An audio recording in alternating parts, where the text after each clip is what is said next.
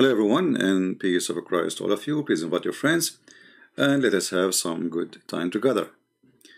As usual, we start with we have our topic, and our topic is clear from the title. The Muslims are working hard to clear, or let us say to clean all the dumb stuff, or the stupid things Muhammad and supposedly Allah, he said to him. Very embarrassing religion for those who follow it.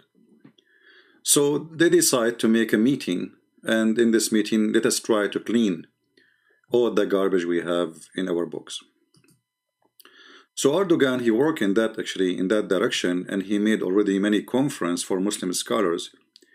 And the purpose of that conference is more than one thing. He's trying to make himself as a leader who he can gather the Muslims in Turkey and make the Turkey as a capital for the Muslims, not Mecca or Saudi Arabia or even Egypt. They are competing about authority, because as we know, Islam is nothing but politics and garbage of politics. However, in their conference, they try their best to come to an agreement how we can clean all the garbage we have in our books. From Sahih al-Bukhari to Sahih Muslim to all the madness and the stupid things. And after discussing for long discussion, they found out that this is a mission impossible. Because if they take off all stupid things, simply nothing is left. And my pal talk is open. In case a Muslim he wanna can prove to me that there is nothing is stupid. I mean, let us make it this way. I challenge you to find me something in your religion is not stupid. Until we see some Muslims trying to contact us.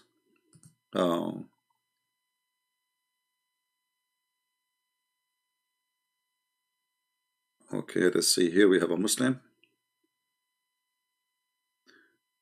Okay.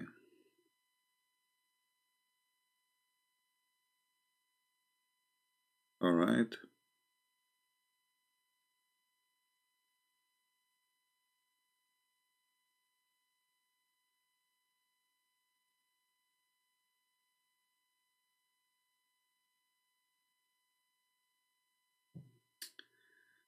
All right.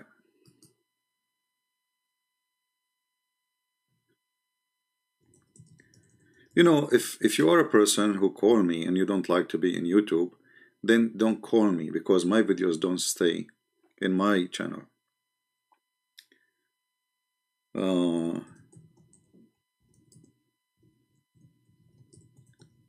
So if you don't like to be in YouTube, I mean, why you call me then?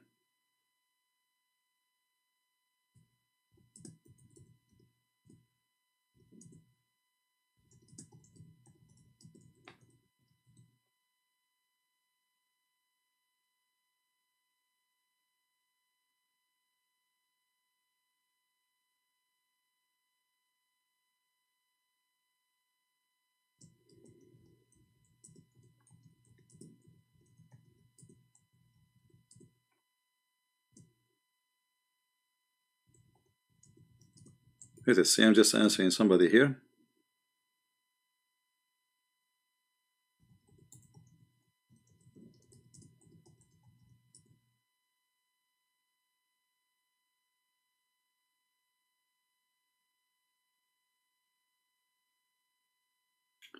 All right. Again, if you don't like to be in YouTube, don't call YouTube. I mean, don't call and say, okay, I want to talk to you in public. Everybody knows that people download my videos, and the second you call me is going to be all over. All right. And if you're afraid to say your opinion, and you are a Muslim, well, I don't know what to say. I mean, so why you say your opinion? Don't say it. What I can do, I mean, obviously Islam is a very bad religion, to the point Muslims, they are scared to say their opinion. literally. They are really scared to say their opinion. Anyway, I hope you guys downloaded my videos, the previous ones, because I'm going to delete most of them. As you see, we have a big number of view, but it doesn't matter for me. I don't care for how many view there is.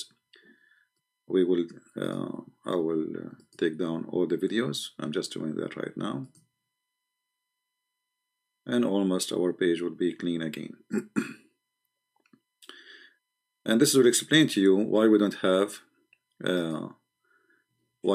I don't have many videos in my channel, because I don't keep them. As simple as that. Anyway, we go back to our topic.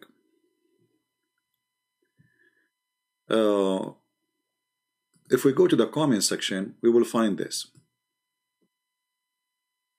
A Muslim, his name Adil. Adil, he said that Jesus said many things, and supposedly he's trying to prove to you that Jesus is not God. But here you see how stupid the argument, it cannot be done by someone who have little intelligence. I don't know, next time don't quote Matthew 8:21. Look what you did. Look what you just said. And this is Matthew 8:21. I mean, are you? I don't know what to say. When a Muslim, he quote for you something. When a Muslim, he quote for you something. First of all, don't take what the Muslims say to you. Never. Muslims do not even know how to quote their own Bible and their own Quran. So how they can quote for us our own book? They don't know what they are quoting. They are copy-paste from each other. And, because of the nature of this cult, there is no dignity, and there is no honesty, and there is no truth in whatever they say. So if we go and see what he is quoting to you in the comment, which he says it is 8:21, we will find that this ignorant, he is quoting 7:21. And by quoting that verse, he just proved that Jesus is God. Now he better go into the Muslim website and tell them you are an idiot. Not everyone says to me, Lord, Lord, shall enter the kingdom of the heaven, but he who does the will of my Father which is in heaven. But you just showed me a verse saying Jesus is God, because he is saying not everyone says to me, God, God. Which means there is many of those who say to me, God, God, they will go to heaven. But not all of them. So you are trying to prove to us that Jesus is not God, but you quote for me a verse saying, Jesus saying, I am God. When I say, not everyone says to me, let us say, you are the Savior. Not everyone says to me, you are the Savior. That's mean, all of them they say, and they agree, I am the Savior. And then some of them will not go to heaven, which means many they will go, and many they will not. Why? Because many they are decent, they say and they do what they say, and many they are not decent, they say things and they do something else. So the verse from the beginning of your comment, even though you are quoting it wrong, because you are just a silly Abdul, that verse alone is reason to believe that Jesus saying clearly that he is God. So when you start next time making a comment, trying to prove to us that Jesus is not God, I advise you not to choose 7:21. You are an idiot, because he is saying not everyone says to me, God, God, which means many they will, go to heaven. In the same time, they start quoting, and they quote like Jesus says, okay, this is the cup which I don't really want it, but that your will be done. But in the same time, Jesus said, nobody take myself from me. I lay down myself. And Jesus, he said, and just to make it short for all those Abdul who they are desperate, you see, the Bible is a book. It's not a phrase, it's not a sentence, it's a book. So you can go around and say, Jesus say he sent me, the one who sent me, the one who sent me, the one who sent me, as he keep saying. Like when he quote John 5:19, why you skip from 5:19 all the way to 5:30? What happened between them? Because if we read what between them, we will see that you are stupid. In the same time, if I say to you, the Son can do nothing, but you just said that he is the Son. He just said he is the Son of God. And he is saying to them, the one you see in front of you in the flesh, it's not the man who is doing this. This is God. This is God in the flesh is doing. If you see my judgment, the judgment is given to me. If we go to John chapter, you see, he's quoting from John, like many verses from John, just to show you how stupid this idiot is. And I insist to use the word stupid, because there is two kinds of stupidity. There is evil one, and there's a naive one. Naive one is not evil; he is just stupid. I mean, he's ignorant. He don't know what he's saying. Those are trained, because there is no way that he did not read the verses before it and the verses after it. I mean, like what? You open the Bible, you find that's John chapter 5, and then you find verse number 13 in front of you, and that's it. You did not see before it, you did not see after it. Is it possible that this guy, he saw John 11:29, but he did not see the John 11:28, 27, 26? Is it possible? But just to show you how stupid everything you are trying to prove to us, he just said, my Father, you idiot. So if this will confirm that Jesus is not God, that is because of your stupidity. Because if he is the Son and his Father is God, that means the Son is the same as the Father. Okay. But just to show you an example, if we go right now, when we take any of those chapters he is quoting for us, you will see right away that the Muslims will regret. Like, he quote for us here chapter 7:21, not 8:21. But here we go. We just showed you that Jesus saying clearly that not everyone worship me. Not everyone says God to me. He will go to heaven. That means you have to worship me to go to heaven, but not by only doing worship you go to heaven, but by doing the work which I told you to do, which is the will of my Father, which is me. Isn't it in John chapter 10? It says, my sheep hear my voice, and I know them, and I give them eternal life. I give them eternal life. Are you there, Abdul? You see, you are quoting the book of John. This is the book of John. Who is the one who give eternal life? Jesus. And they shall never perish, neither shall anyone snatch them out of my hand. How you can do that? I mean, if Jesus is just a man, I mean, who are you? My Father, who has given them to me. Okay, now he will say, see, the Father giving to them, but this is the Father giving the Son. God the Father is giving God the Son, is greater than all, and no one is able to snatch them out of my Father's hand. I and my Father are one. So he said in the beginning, he says, from my hand, and then he said, from my Father's hand, you cannot snatch them out from my hand. Read carefully. Neither shall anyone snatch them out of my hand. This is the hand of Jesus. Okay? No one can do that. All right. Then he says, my Father who has given them to me, greater than all, and no one is able to snatch them from off my Father's hand. So you cannot take them from the hands of Jesus, you cannot take them from the hand of the Father. But Jesus continues saying, I and my Father are one.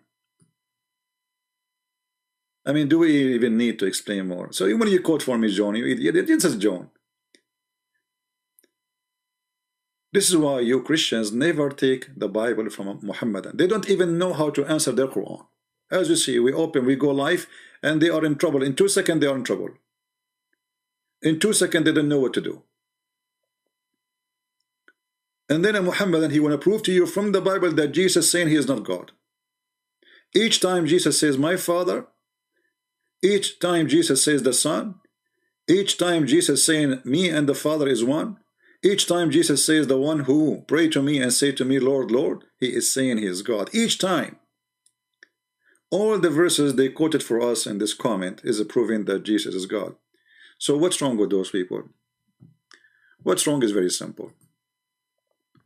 They cannot handle the truth. Stupidity is knowledge in Islam. As the Quran says, and those who believe, we say, those who have knowledge, they say we believe. Islam gives definition for knowledge. What is that? Is to say we believe, not we understand. When the Quran says, this is a book, nobody knows what it means save Allah. In chapter 3, verse number 7. And those who have knowledge, they say we believe. Well, how they have knowledge if nobody knows save Allah? What kind of knowledge we are talking about? And those who they are firmly grounded in knowledge, they say we believe in the book. But you just said nobody knows what they mean save Allah. So what knowledge they are grounded with? See how stupidity works? Do you see how stupid? So if to be a scholar in Islam is to say I believe in something no one knows what it means save Allah. We have Muhammad Orhan. How are you, Muhammad Orhan? Just to show you another example of the stupidity of those who attack Christianity. By the way, I saw Orhan. He was saying that there's a question, Christian Prince, he cannot answer it. Orhan, why you don't call me, my friend? Let us see what you have. Look like you are a strong person. Why you don't read the Talmud? You see, this is how idiot they are. They are like their prophet. For Talmud, first of all, is not a holy book, is not even for the Jews holy book. You stupid Muslims, you don't know what you are talking about. Stupidity is your flag. Talmud is not a holy book, not even for the Jews. And Talmud is a book written by a bunch of rabbis, and I can make a Talmud now. What Talmud? So they are silly, they are desperate. Do you yourself, why the Talmud is not mentioned in your Quran? Then I will go with you. Just to show you how stupid this argument is. The second you follow like Muhammad, you became like a frog. You don't talk, you say walk, walk, walk, walk, like a frog. Why you don't have the word Talmud in your book? Did Allah forget about it? Did Allah give the Talmud to the Jews? Now wait for the answer. He will never give an answer because he knew that this is a stupid book. He should not talk about it. Did your Allah mention the Talmud?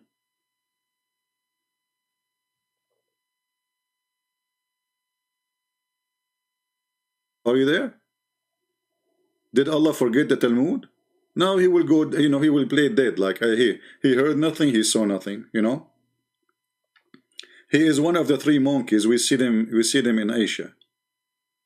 I heard nothing, I saw nothing, I say nothing. What is the Talmud in the Quran? Are you there? What happened to you? Did you take a vacation? Why it's matter? Because you see, is it Quran is the book of God, and all the news is about God is there? Did Allah mention all the prophets? Who is the prophet who wrote the Talmud?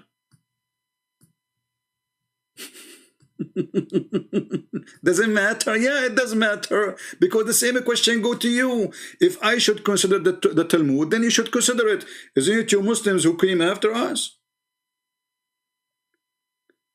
Talking about came after us, just to show you the stupidity. The stupidity in Islam is inherited from the God first, which is Muhammad.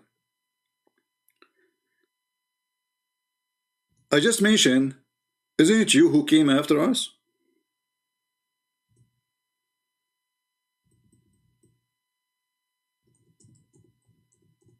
Do you remember what the Quran says? Do you remember? Allah, He said to the Christians and the Jews, why you are debating about Abraham? Huh? Why you are debating about him? And yet, you know, you know, you know, you know what? You know that the Torah and the Injil came after him. I mean, have you ever heard of a stupid sentence like this? This Quran cannot be a book written by a human being who have little IQ. This is a phrase should be made by someone he's a Jew. A Jew saying to a Christian maybe, okay, why you debate me about Abraham when you came after us? Correct? But you are the one who came at the end and you say this, you idiot. Read with me carefully. Ye people of the book, why dispute ye about Abraham when the law and the gospel were not revealed till after him? Have you no understanding, you idiot? You see what the Quran is saying? So according to your stupid book, the one who come after, he cannot dispute. Look like Muhammad, he forgot that he is the last one.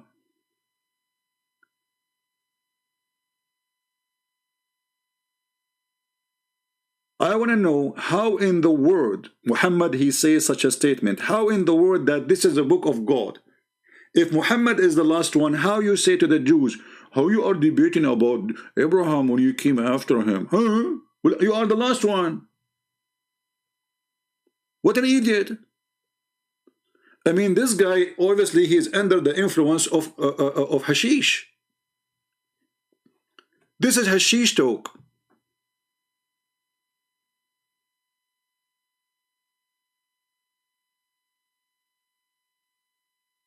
It's like somebody he is in at the end of the line and he is asking to get the bread in the first. Like you, let's say you are going to the bakery and there's a long line in front of you, or ice cream or whatever.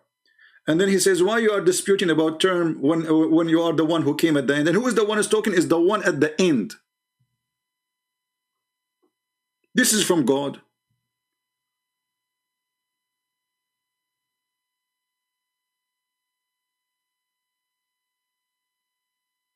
This is why Erdogan, he try his best to clean the junk of Allah. This is junk. But you know, you cannot touch it. That's it. It's too late. You see, you Muslim, you should.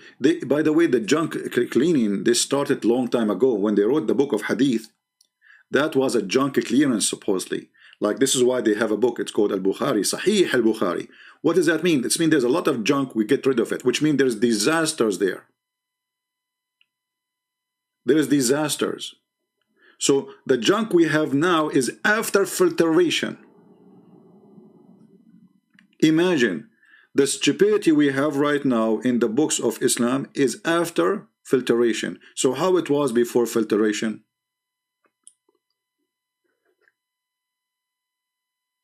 And talking about before and after, you guys remind me of the hadith, if you remember it. Anyone can predict what I will talk about when I talk about before and after?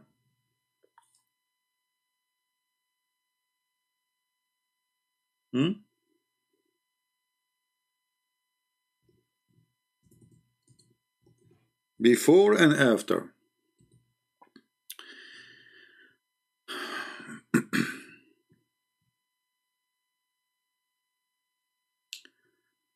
Let us see. If you remember, Muhammad, he had a plastic surgery. And the purpose of the plastic surgery, it was to fix the stupidity of Muhammad. Now, if you are a Muslim, you might say, I'm insulting. I am not. The hadith saying so. Read carefully. That when Muhammad was asleep, or let us say in a stage between asleep and awake, angels, they came to him and they carry him, and then one of them, they did a plastic surgery. They took him beside Zamzam water, and one of them, he took a charge on him. Jibril cut open the part of his body between his throat all the way to down to his testicles, not to his chest. And then he cleaned, and this is what the people here, they like it when I say it in English because I say it wrong. Abdomen. Okay, are you abundum? I should say it different way. Let us say it in different wrong way. Abdomen. Are you happy now? And then washed it with Zamzam water, with his hand till it's clean inside his body, and then a golden tray. I mean, come on, you want the angel to bring things for Muhammad, have to do with Muhammad is not made in gold. It have to be golden tray. Okay. And gold bowl. Man, this is gold bowl full of belief.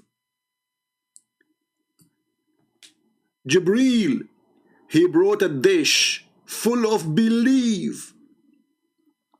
Have you ever heard of a stupid prophet more than this? That there is a person, his name is Muhammad.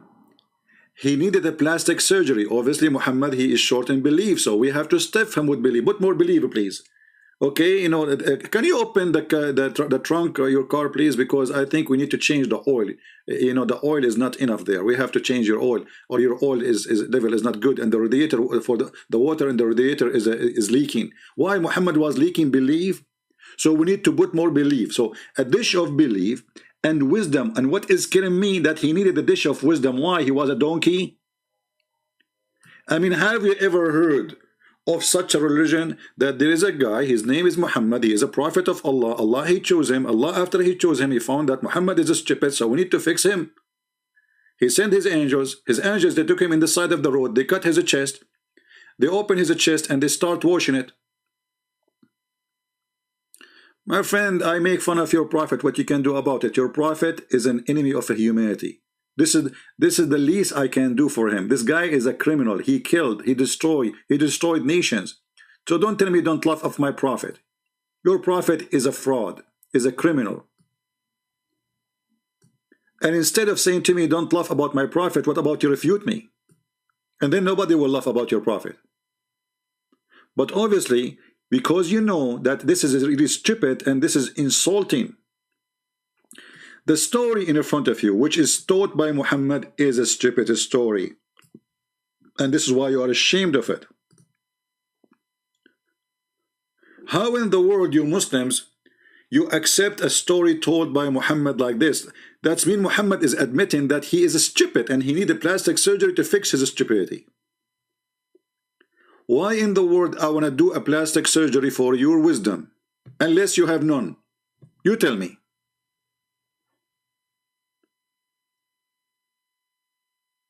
Do we have any Muslim there? Until now, that not even a single Muslim. He texted me.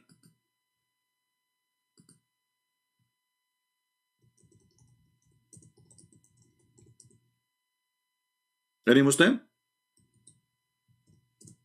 And you know, additional to that, there's many issues with this story.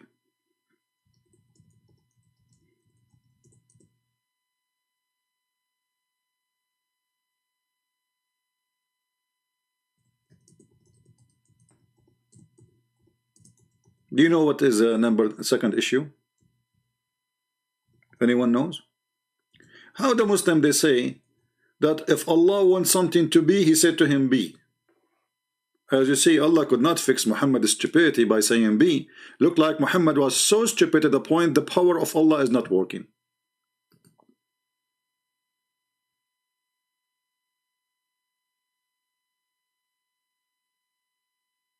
I am God. My name is Allah. I say be is going to be. And then when it's come to Muhammad, I cannot fix him. If we ask Zakir Naik about this issue, what Zakir Naik will say? But then the person name is Prince. And he say a lot of stupid things of the Prophet. And he say that in the Hadith says that Allah he sent him a death of food and death of wisdom. Dish what? Death of food and death of wisdom. It's dish of faith and dish of wisdom. Exactly. And he say, how this is possible? Yeah, how this is possible? First of all, for Allah nothing is impossible. Allah he can do anything. And it's very simple. Let's undertake with him. Allah, he knew that the Prophet have a weakness. All of us we have a weakness. As an example, yesterday I lost my tooth. And that is a sign of my weakness in my tooth. So my tooth is cannot, because I have a weakness. Some other person have a different weakness. As an example, some other person, he have a weakness because, like he like chocolate. This is weakness. So the Prophet, he have a weakness too. And his weakness was his belief and his faith. So Allah, he wanted to fix it. And then Allah called Jibreel. Taradan, taradan. Taradan, taradan. Who is this? I'm Jibreel. Huh. Jibreel. Your voice like something funny. What happened to you? Wake up! Yes, Allah, sorry, Allah, I was asleep. Sorry, Allah.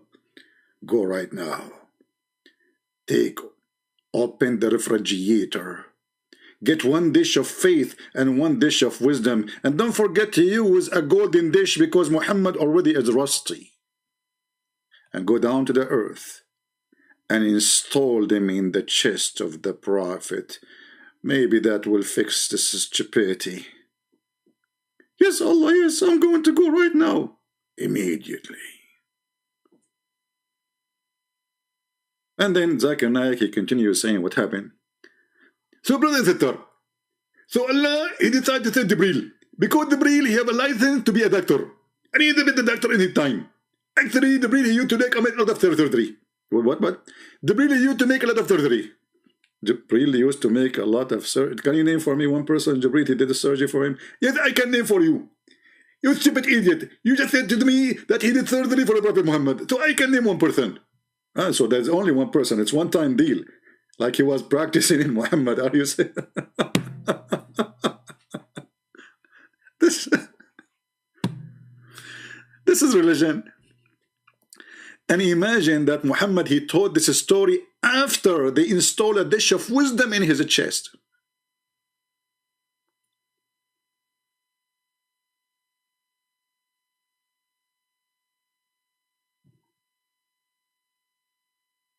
Muhammad, remember, he told this story after he got, now he's smarter, because remember, this is a story he told after he got the dish of wisdom. He's wise now.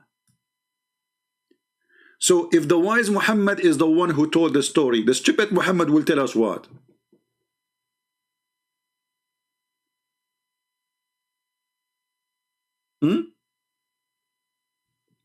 If this is the wise Muhammad,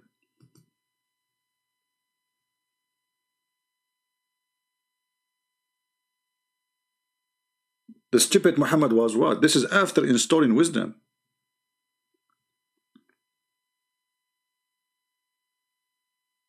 Do we have any Muhammadan?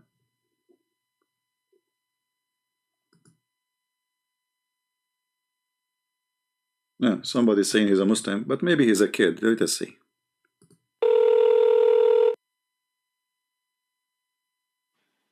Hello, can you hear me? Yes, my friend, you are live on air. You're a Muslim? Yes. All right. Can you, like, All right. what it does mean to say you are a Muslim? What does that mean? It's just my sort of family thing, I guess. It's what? I guess you could call me an agnostic theist if you really wanted to, like, be specific. No, are you a Muslim or not? Muslim. Yes. So what agnostic theist, what does that mean? Because, like, I believe in certain Muslim things, but at the same time, it's kind of like, I'm a bit confused, if you know what I mean. So there's things Muhammad, he said you don't like? I suppose, yeah, but I was trying to ask about the Bible, if that's okay. Yeah, but this, for me, you see, my topic is Islam. I don't mind to talk to you about the Bible, but after I finish with Islam. So. Oh, okay. I apologize. No, I can hang up if you want. No problem. So, what, like you said, there's things you don't like and things you like. What you like in Islam? To be honest, the things I like, I hear some people like, it's kind of like I hear people disprove it a little bit. So I'm less sturdy on the things I did like before, if you know what I mean. So what do you like? Still, So like, I'm not getting at the point. What do you like in Islam? well, what I basically heard is that Islam is more consistent with the Old Testament, right? Because I thought that the Trinity was not found in in the Old Who? Testament, like the Torah, right? Mm, But I hear that, in the book of Genesis, you have the Word, you have the Spirit floating over the waters and whatnot. What it exactly. seems like is, yeah, the Trinity is in the Old Testament. So I mean, Yes, I, the yeah, Trinity is not a word you will find. The Trinity is a summary of a belief, right? So if we look for the right, word Trinity, we will not find it in the whole Bible. But if we look right, exactly. who is when we And see the Father, we see the Spirit, we see God is, you know, God came to Adam as, came to Abraham as a man. So, I mean, the Old Testament right, is full of a proof. Yeah. right. And the other thing was, I sort of thought that Islam was more compatible with Judaism than Christianity was, because I heard some like rabbis, right? They're talking about the consistency with Islam and how it's more compatible with their beliefs and whatnot. But I hear the sort of deconstruction of that viewpoint I had was, I hear other rabbis talking, and I hear, if you know who Dr. Michael Brown is, I've heard his point of view on it. Mm. So it's sort of like even hear even rabbis talking about the Trinity and whatnot, if you know what I mean. Mm. See, my friend, first of all, Islam have nothing to do with Christianity or Judaism, except Islam trying to copy other belief to be a continuous Right. of a collection of religion. Islam is not a religion. Islam is a collection. It's like like if you go in the Quran, you will find that Muhammad, he promised the Christians and the Jews and the Sabian to go to heaven. Now we can let the Christian and Right. the Surat Jews, al-Baqarah, right? yeah, we can say, okay, the Christian and the Jews, because supposedly they believe in the same God, blah, blah, blah, according to Islam. But how in the world the Sabian, they will go to heaven when they are people who worship stars? You know? How, Right. And like Christians, they believe that Jesus is fully man, fully God. not That's only that, not only that, completely incompatible with. if you read the books of the Sabian, right away you will see that the Sabian believe that Adonai, the God of the Jews, he is the devil. Wait, the Sabians believe what? The Sabian, they believe, you know, one of the names, or they say words the Jews they use for God, like Uh, Elohim, Adonai, Hashem, etc. So in their book they mention that Adonai is the devil. Their God Adonai, he ordered them to do circumcision, for they are following the devil. right. So the Yeah, that Sabian, seems inconsistent. the Sabian, they are the enemy of the God of the Jews. All right. So Right. how three of us became one suddenly? Yeah, right. You It know. doesn't really. Yeah, that's a thing that doesn't make sense. That how could Christians go to heaven in an Islamic viewpoint if they believe in a viewpoint that is I remember completely contradictory with the Quran? And remember, Muhammad is speaking in his time. This is not about like previous Christian. They might say, oh, he's talking about previous. No, it says, "Inna ladina amanu." Those who believe. Read it. This is a Muslim translation. Those who Mhm. believe now in the Quran, and those who follow the Jewish scriptures, and those who they are Christians, and those who they are Sabian, they are, they have no problem. They will go to heaven. Okay, how that can be? Right. You know? Yeah. Right. So, my friend, I mean, why you still call yourself a Muslim? So you should denounce Islam and say Islam is false. I mean, things like that, they require a lot of research, because I still need to do a comprehensive study of the Quran and whatnot, because a lot of what I've heard is from, people like, David Wood and whatnot. So it's not like it's not an easy thing to do, if you know what I mean. Why not easy? I mean, you are smart or you are not smart. Do you have a brain or do you not have a brain? I'm not smart. I'm not smart. I don't, I don't think so. I think God, he gave everybody a gift, but sometimes people, they make it rust. You want to keep your brain in rust? Right. But it's also some things about Christianity that I just don't understand, right? My Because friend, let us focus first on Islam. Why you keep saying you are a Muslim when you are just with me making fun of the Quran. I just it's by heard you. default. It's What what I mean, default? I mean, it's what just by default, my default. friend? It's No, by default. no, that's not default. So your family are Muslims and you are born as a Muslim. So now you believe that this is by default. This is not true. I'm not going to follow my parents just because they're my parents. But what if they are worshiping Satan? What if they are evil? What if they are, So we should not do that. Right, exactly. And already you already made your own comments about negative comment about the Quran and the teaching of the Quran. So why you call yourself a Muslim when you are making fun of the Quran? Again, I'm ignorant. I have no idea. Islam could be like the best thing ever, and maybe I just not heard of. Maybe I didn't read like the far into it enough. My friend, Because I how Islam I is the haven't been best. studying for. I haven't. Listen. I'm not saying that it is. I'm not saying that it is. I'm saying I'm ignorant, right? I haven't studied far enough My yet. friend, stop saying So I you are actually have no ignorant, idea. my friend. You just said, you just made fun of them. You just made fun of the Quran. So obviously you are overcome the ignorance of Islam. So you are yourself, you said that make sense, and that doesn't make sense, and that doesn't make sense. So whatever you call yourself as ignorant, all of us, we have some form of ignorance. I am ignorant in English. I don't, some words I don't know how to pronounce them, but that will not hurt me, And for you already, you made comments saying clearly that. Oh yeah. Okay, but there's another thing actually. There's another thing, right? Mm. So the thing is, I see a lot of Christian apologists, right? Mm. They interpret the Quran through the lens of the Hadith, right? Of course. I mean, but the thing is that there are certain. Have you looked into specifically other sects of Islam, or just you mostly focus on Sunni, right? No, for me, I study all of it. Doesn't matter because Sunni Oh, you is. even study Shia. You even studied Shia, right? Yeah, this doesn't matter. All of them, they are the same madness. Yeah, I haven't looked into the Shia tradition. My friend, don't waste your time with Shia and Sunni. We don't care really Shia or Sunni. This is Quran in front of us. This is the book for both, and the Quran is a stupid book. Right, but the Shia. what lens do you? If you think that the Shia don't approve what the Sunni have, you are mistaken. They approve most of it. The only problem with the Shia and the Sunni, when it's come to the family of Muhammad, mostly anything have to do with Muhammad and his family, that they disagree No, it's not. about. It's not just that. It's definitely not just that, though. They have a whole Hadith collection. They have a lot of different things. No. You see, like they quote Al-Bukhari, they quote Sahih Muslim, they quote At-Tirmidhi. Oh, they quote. No. I'm not sure about that. I'm not sure about that. I'm very sure, my friend. I've not. I'm very sure. I can show you from every Islamic Shia. Well, I've only heard them from what I've heard. They only really quote it when it's sort of supporting their viewpoint. My friend, if it says something like, my friend, do you think you know? Like a lot of do you know about Islam more than me? No. Okay, so let us not you definitely know more. Okay, so let us not to waste time. Shia and Sunni, they have different books, yes, but both of them, they quote each other to get each other busted, and at the same time they approve what they wish. They approve what they wish. Okay, I 100%. I 100% agree they on that. They approve, and by doing that, they approve. Like now a Muslim, he quote for me the Bible, right? He says to me, Jesus said, Lord, Lord. Not everyone says, Lord, Lord. So by quoting this, you are proving it to prove me wrong, right?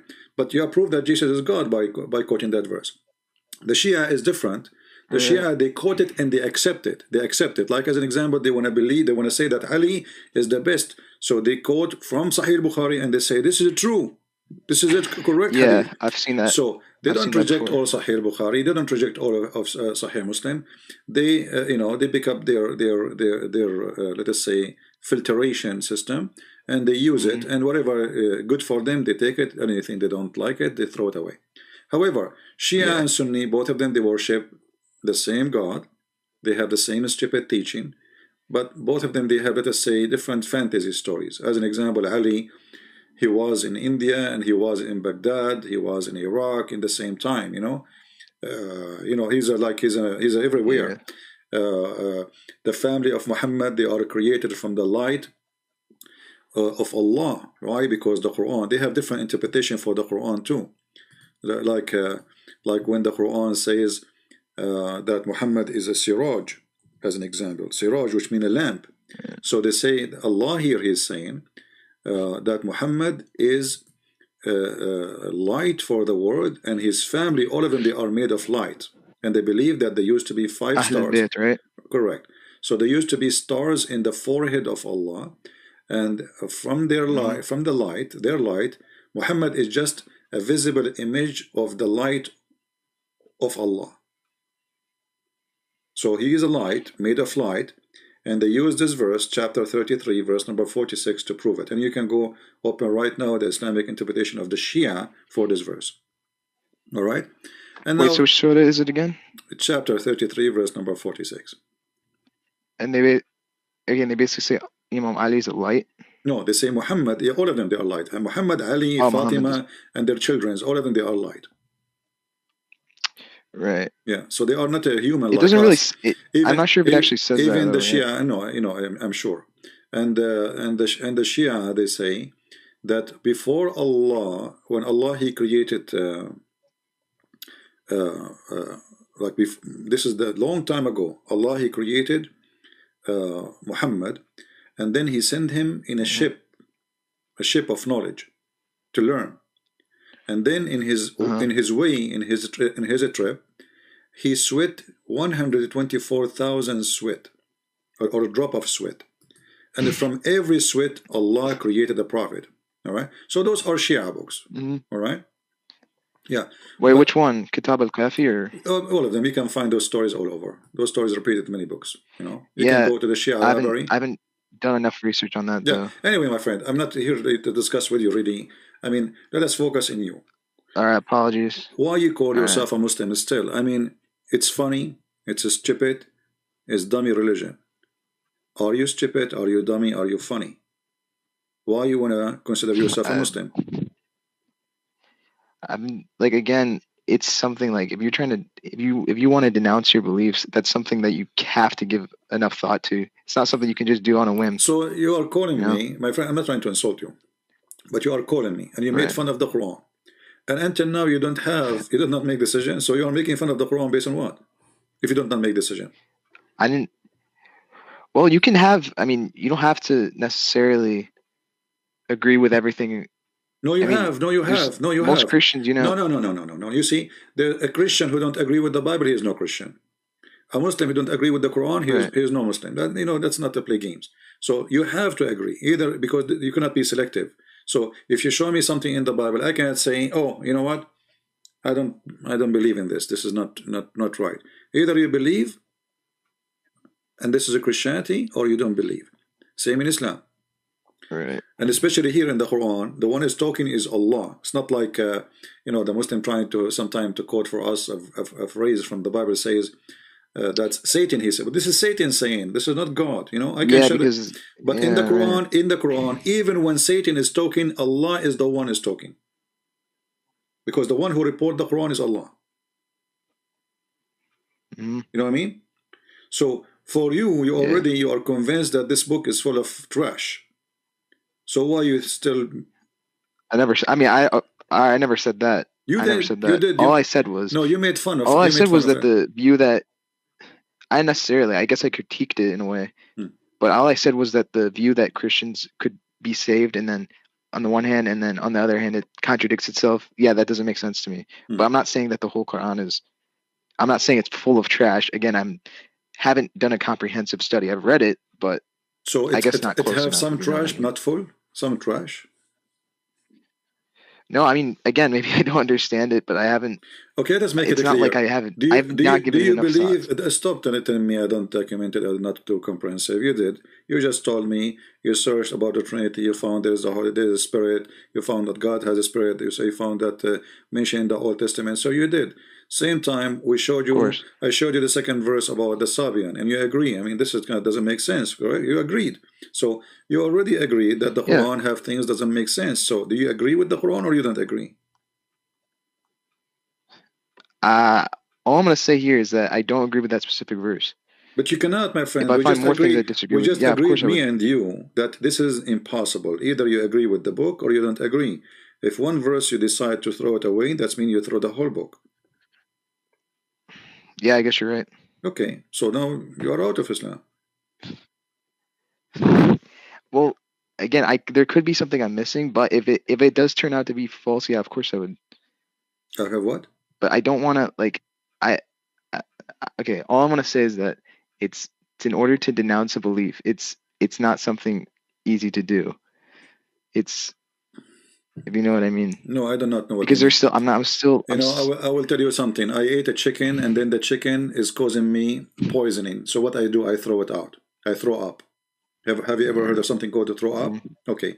So it was delicious food when yeah. I ate it. And then when it enter my stomach, it caused poison. And then my body automatically reject that food, which is food. It's not really, it's just still food. Still, my stomach refuse it. So do you have a stomach to swallow this garbage? I mean, look, the same chapter we are reading about Muhammad is being lied.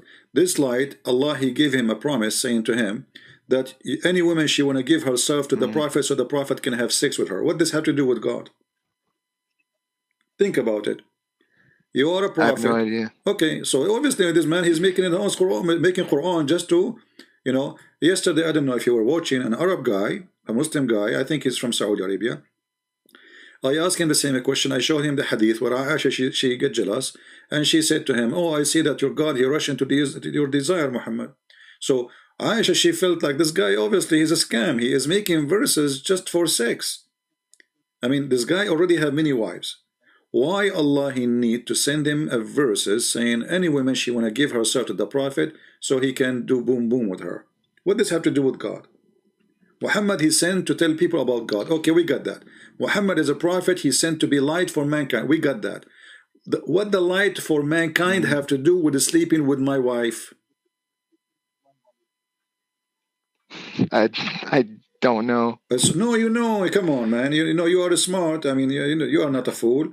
What does have to do with so you are a prophet of God coming to my door? Okay, hey, but I have to know if it really says that. Yeah, hey, Khalid. Yeah, because I do. Khalid, Mr. Khalid, I am a prophet of Allah and I like your wife, man. Allah gave me this verse, says, any woman I like, she offer herself for me. Okay, because here's the thing, right? The scholars that I know, they have a sort of certain verses like that, right? So I hear people like you, people like David Wood, right? See verses like that and they'll interpret that in that. No, I am not. I can show you. No. You see, Christian prints don't do that. I show you the interpretation from their books. Do you want me to show it to you? I can give it to you in Arabic. You can go into Google Translation. Which books? Which books though? The Islamic the Sunni translate the explanation, not mine. Yeah. See, that's the thing, right? Okay. The scholars that I talk to, they say, "Oh, you can't trust the Sunni translation." I can show you the Shia. That's what's so confusing about it. Are you a Shia? Yes. All right. Why you didn't say that from the beginning? Shia background.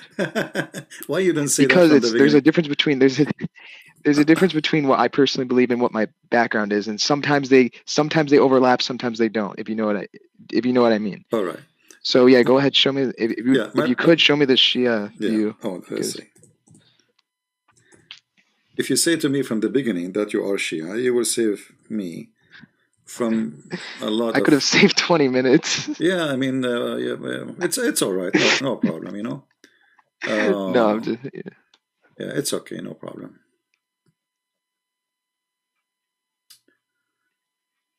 All right.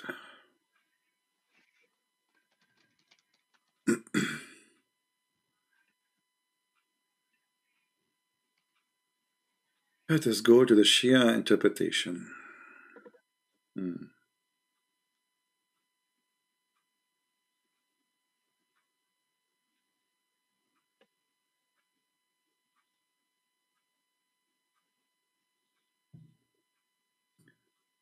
I'm just looking for an official. Wow, your live chat's really nice. Your live chat's really complimenting me. Well, you know.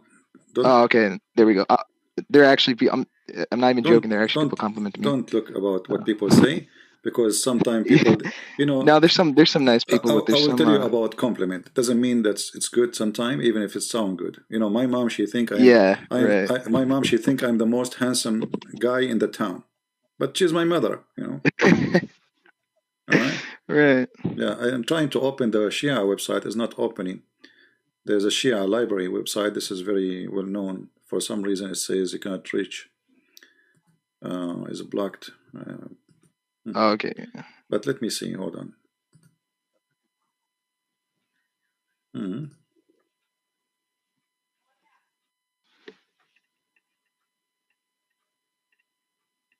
All right. You know Tafsir al-Mizan? No, I have no idea. All I know is I know about Kitab al-Kafi, and I know about yeah, that's about it actually. Yeah, but it's a trusted Shia tafsir, this is right? old. Yeah, this is you know, they trust them. Wait, could you say it again? Al-Mizan, which means the scale. Al-Mizan. Tafsir al-Mizan. Yeah, okay, let's see. And it's trusted by most Sunni, Shia schools of thought, right? Yeah, but you see, I'm trying to, Okay. because I wanted to go to Shia library, but it's not working. Let us see here. This is Bihar al-Anwar. This is better. Okay, it says. Okay, this is. I will put it for you on screen. I will give the link in the chat. All right. So you can Sure, yeah, go ahead. you can click and you can. I don't know if you speak Arabic. Do you speak Arabic? A little bit, but I'm not very good at it. But All I right. know a No, bit more than like a no problem. complete beginner. No problem. You can use Google Translation. I just post the link for you. All right. So here, this is Biharul Anwar. You know, it says Oh, here. Bahar Anwar. Yeah, I know about that one. Yeah. Okay. They are saying here. They meant the women of Quraysh and his cousin and the cousin of the cousin, blah blah blah blah, etc. And women they immigrate with him, which means Muhammad he can sleep with them. Then he says, وَإِمْرَأَ مُؤْمِنَةً وَهَبَتْ نَفْسَهَا لِلنَّبِيِّ أي. So, which mean they are saying, which mean we made for you any woman who you believe in the oneness of Allah, and she offer herself to you without dowry. And a woman, she is not believer, she is not lawful. If the Prophet he wanted to have sex with her, يستنكحها, which mean this is the second part of the verse in the Quran, that this is will be functional, or the mark of it, that the Prophet having sex with the woman if he wish, which mean if he have a desire.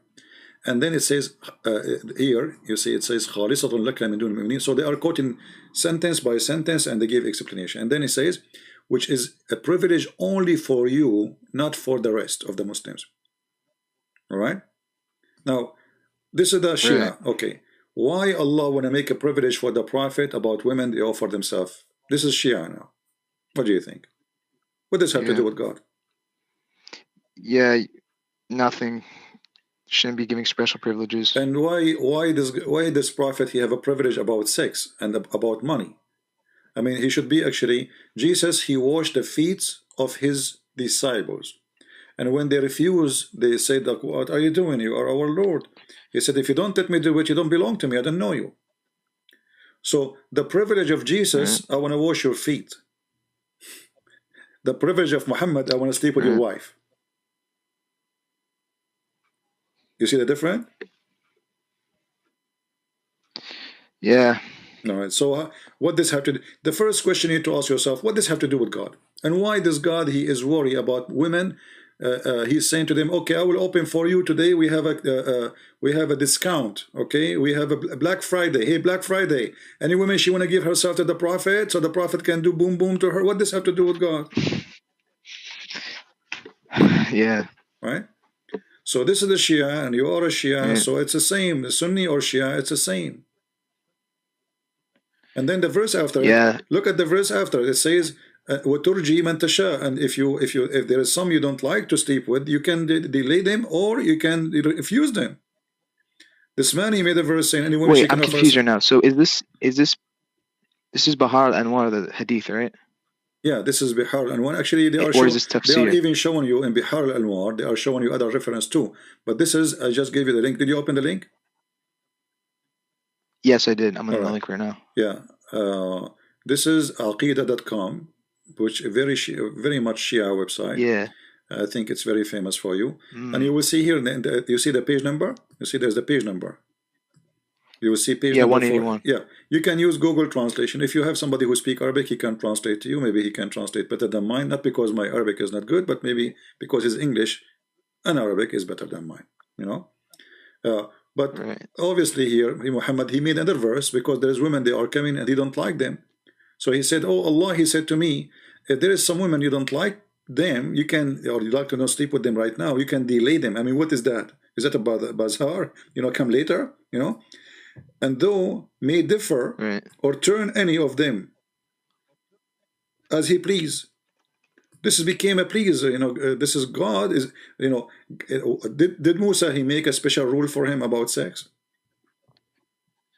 Or No. he gave a law for all the Jews and he was the first one to follow it. Muhammad, he have a privilege. Yep. If you go to the books of the Sunni, they say that he have 16 privilege. 9 of them is about sex. 9 or 10. Sex and money, sorry. What kind of privilege is that? Why he need a privilege? So when somebody, he says to me, I'm a prophet, and then I have to examine. So what would you say to someone who says that, like, what would you say to someone who says he needs more wives because he needs to take care of more people? That's essentially, I'm not claiming that. That's the claim I've heard. My friend, okay, from scholars. So let us make it this way. There's people who make donation to me, all right? Let us say there's a woman, she said to me, I want to take care of you by sleeping with you. I mean, this is stupid, isn't it? What's the difference? There's no difference. So you cannot make, you cannot take care of a woman unless you sleep with her, you know? What is that? I mean, what is... Oh, yeah, I see. Yeah. So, because it's not just marriage we're talking about. You know, offering yourself. So you are making conditions. I will not support you unless you take off your pant. I mean, what is this? You know, how this can be from God? You know. So we cannot find any excuse for those things because simply they are stupid and nobody can defend them. You know. Yeah. Right. And you know, the Shia, they have, I mean, like I don't know if you watch me all the time.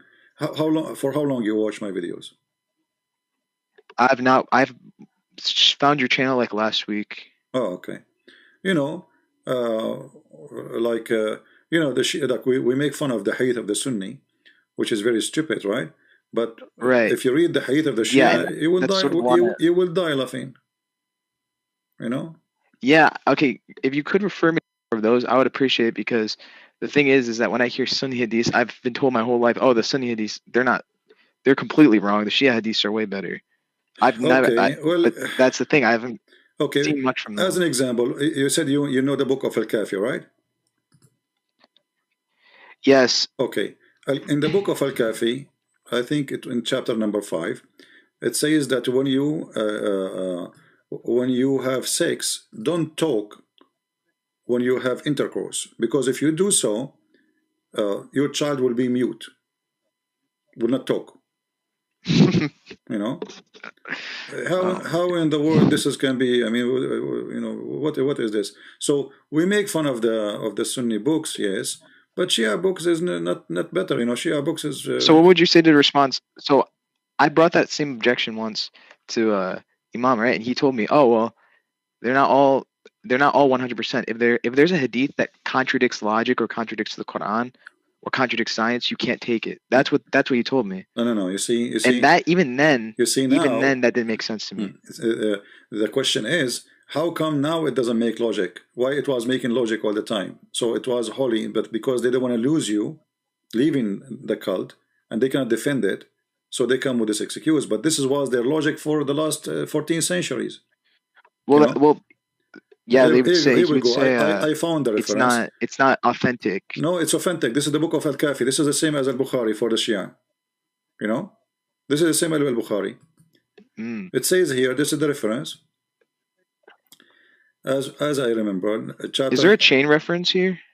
Yeah, sure. Yeah, it says like Ali bin Muhammad bin Dar and Ahmad and etc. and Ibn Qasim. That's helpful. That's helpful. Yeah, and Abu Abdullah alayhi salam. He says, don't talk when you have sex, because you will inherit, or your children will inherit, to be dumb or mute. I mean, if you read, the more you read, it's stupid things. I know, like, you know, if you read it, you will die laughing. I advise you actually to read the book of Al-Kafi, so you can see how stupid it is. I mean, so the Shia or the Sunni, it doesn't matter really. I mean, both of them, they have a lot of stupid things, and it's hard even to comprehend the stupidity.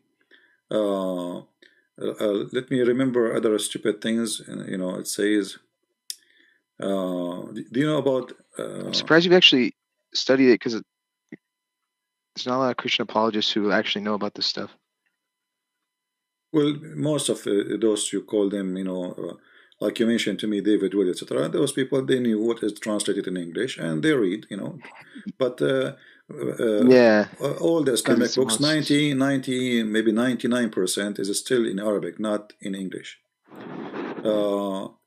Let us Yeah, see. Let right. us see some of the books of the Shia. What do you say about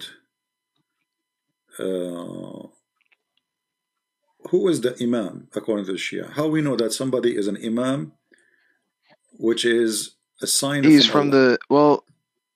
You mean infallible imam or like regular? No, the Imam who would Because lead. Shia can have Yeah, a regular imam. no, there is an Imam to lead the nation, the one who lead the nation.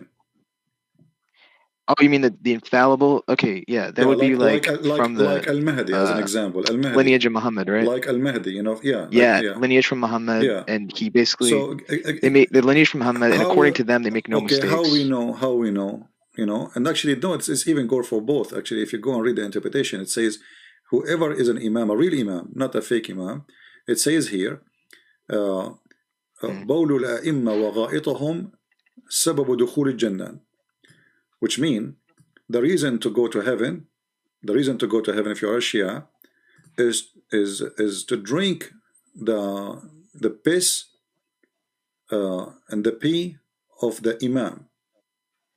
And then he says, and it is not for in the piss of the imam and their poo. Anything is bad or dirty. Nothing, nobody smell, but it Mm. is as a perfume, And then read carefully, and I will give you the page number. بل من شرب بولهم وغائطهم ودمهم يحرم الله عليه النار. And the one who drink their piss and their and their poo and their blood, even their blood, Allah, he forbid him from entering fire, and he must enter heaven. And then he says, he mentioned to you here the book, the other reference, it says أنوار الولاية لآية الله الأخوند, etc. and page number 440. All right. Did you put it in the chat? Yeah, you let me find you an official website for this, so I can post in the chat. Give me a second. Okay, okay. Yeah. So the Shia or the Sunni, I mean, we have the same madness. The Shia, they are more into worshiping the family of Muhammad. The Sunni, they worship Muhammad, and then they follow the enemy of the family of Muhammad. Here we go. This is the book. Actually, this Yeah, is that's the. this is the same Aqidah. So this is a Shia website. It's okay. Let me post it for you.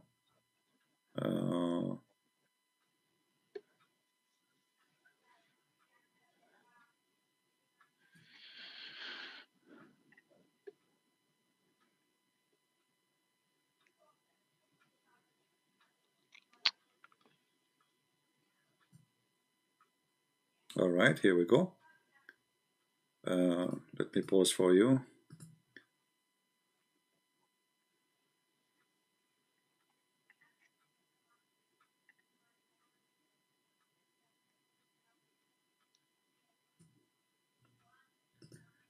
All right, here we go.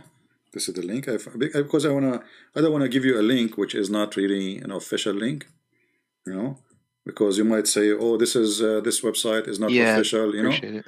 So yeah, I just posted for you. I don't know if you can see it. Is the link showing?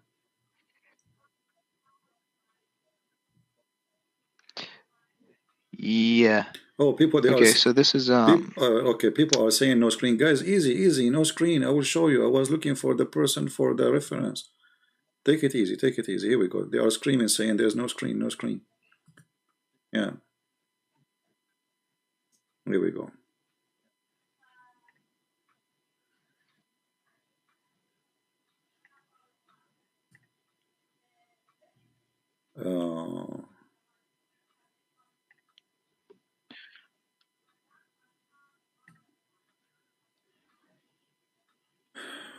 Yeah, hold on.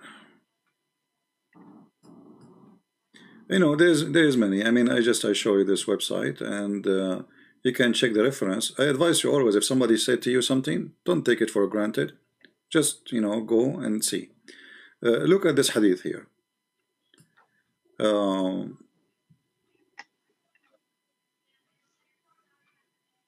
Let us see.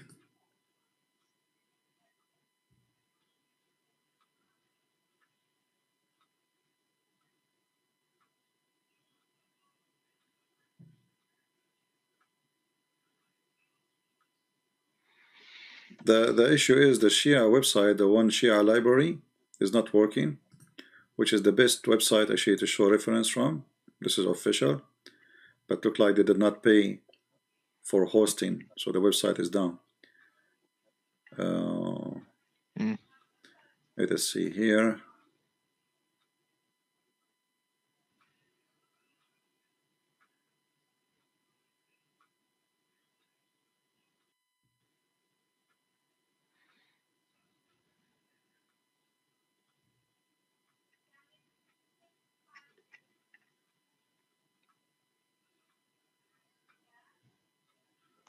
All right.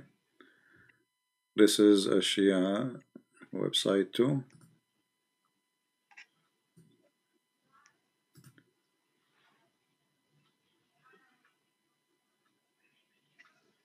Let me show you this hadith. This is from the book of Al-Kilani. You see, for some reason, when I try to open Al-Kilani book, this is a Shia library, I click in it, it doesn't open. You see, I click, it's not opening. This is the best Shia website, shiaonlinelibrary.com. You see here, this is Al-Kafi, page number 388, very number 1. It says here, the Imam, he have 10 signs. First, he will be, you see, it's not working. It says the site cannot be reached when I click in it. So it's, and you're unlucky. I mean, yeah, the resources are scarce. What you can do is you can go on the, you could be able to go on the Internet Archive. I want a Shia website. I don't want. Maybe you'll find it there. I want. Okay, here. Okay, let us see this one. It says here, the Imam, he have 10 signs. Number 1, he will be born and he is circumcised. Okay. And if he fell in the ground, he fell in his ass. He will fall in his ass. Okay, you know. And no, he yeah. sorry, right, we're off to a bad start. I did not quote it. You know the rest. You know the rest. If he fell in his ass, what he will say? You know, right? No. Okay, so the Imam, if he is an Imam, truly an Imam. Oh, you highlighted it? No, yeah. If he fell in his ass, he will say Shahada right away. Like he fell in his ass, right away, the second his ass touched the floor, he will say Shahada, and he will not have, if you have orgasm, he will not get dirty. You know, he's still clean. And his eyes sleep, but his heart never sleep. And he never do yawning, and he never stretch his body. And he can see from his back as he see in front of him. And ونجوه فساؤه وضراطه وغائطه, and his smell, his fart, his piss, his poo-poo is the smell like musk. And here it says to you, the book is Al-Kafi, page number 319, volume number 1, Kitab al-Hujjah, the book of Hujjah, the chapter of the birth of the Imams. This is the Shia, you are Shia, you know. Yeah.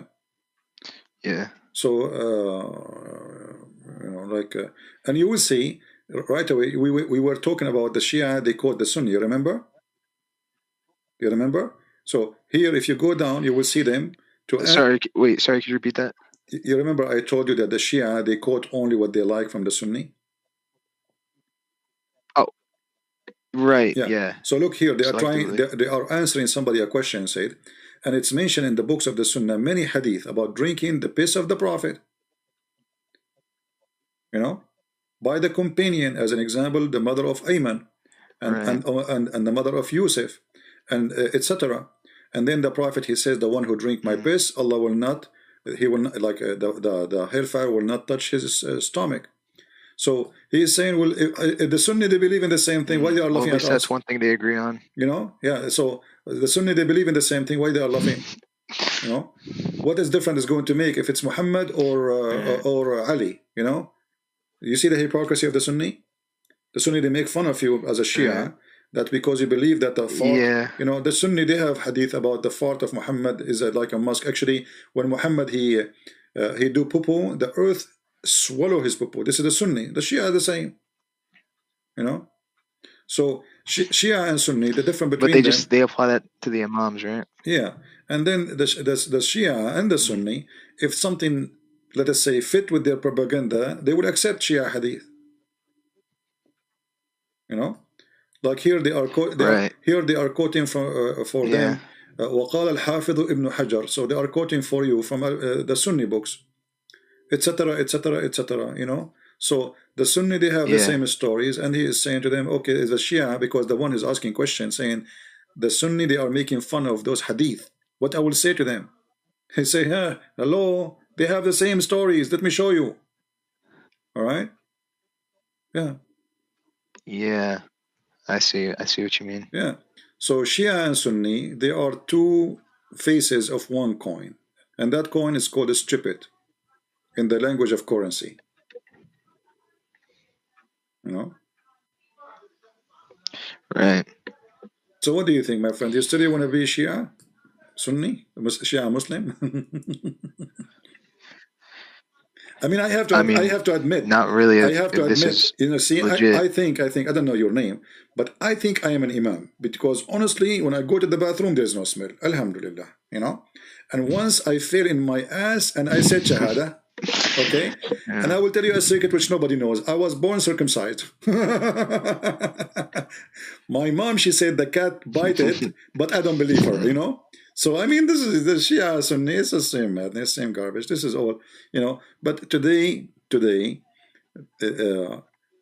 know, Right. in this world today, Muslims, they don't want to face the truth, because the second he's standing in front of the mirror, he will see that he is a camel and his back doesn't look good. You know, they Right. attack others, but they cannot see. Like what you can say about Jesus, you know, what bad things you can say, nothing.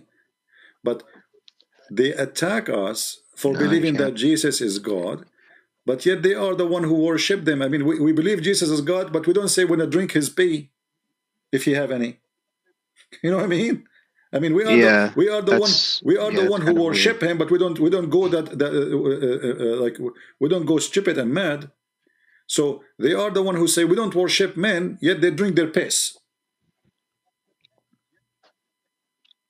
Yeah. right? Yeah. What kind of shoes you wear? Oh, You you asking me? you wear, yeah, you wear black shoes. Yeah, I need it.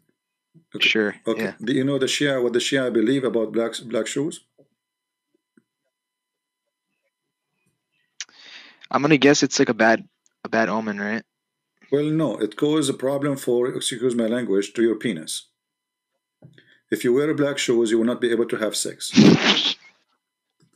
Yeah, it's true. It's true. You know that I know a person. Oh my He was god. working black shoes, and he went to get married. And he called me. He said, "Hey, CP, Do you have a I could not do it." I said, "Hey, you stupid! You are wearing black shoes for the last week. Hello. So what you expect? You know." So read with me here.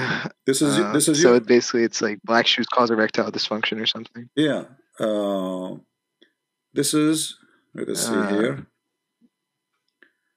Let us see if we can find it here.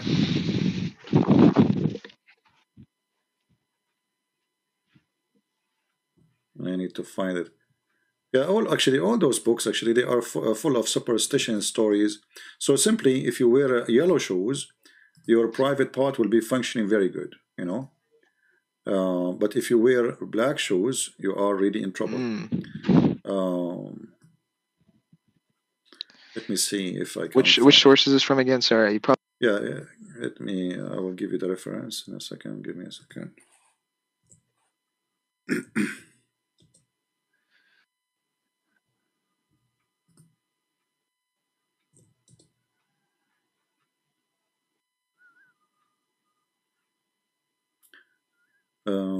الكافي 5877. Let us see. Where is the 5877? All right, let us see. Oh, someone in your chat found it, I think. No problem. I mean, maybe somebody can. But it's not like official. Yeah, you know, I have it, but I want to. Yeah, show, but it's in like a I form. want to show it to you in official website, and you see, I'm trying, but look, I mean, it keeps saying to me there is a problem with the library, you know. So this is the website usually I use for the Shia. It's a huge library, but now we will find it in different way, different place. Okay, here we go.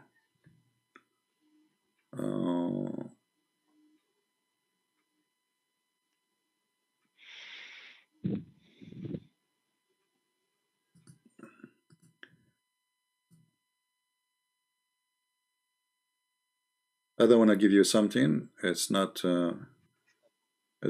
authentic. Official. Official, let's say. Sorry.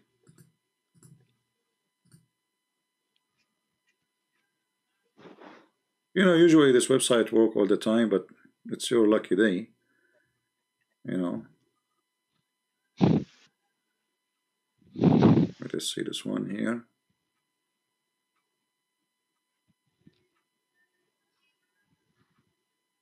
Okay, here we go. This is better.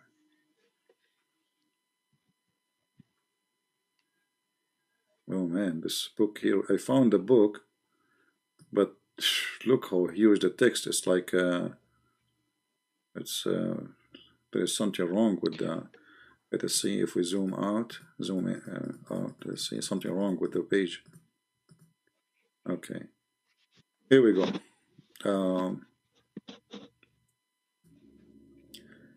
Let us see if we can find. Yeah, I cannot even search inside because this is like a PDF file inside the website. You know. But Yeah. let's see. Okay, here we go. This is the book of Wasail al-Shia, volume number 5.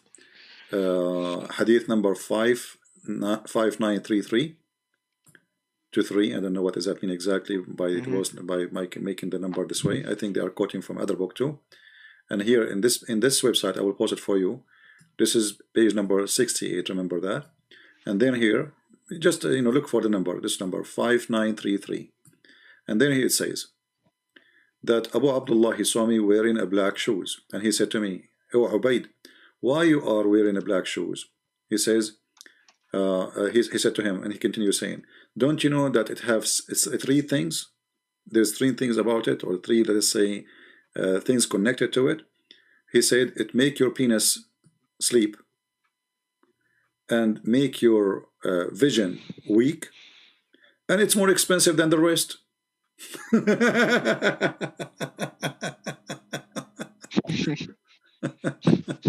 And then he says, and the man, when he wear it, he don't control his wife, and his son will be bad. All of this because you wear a black shoe.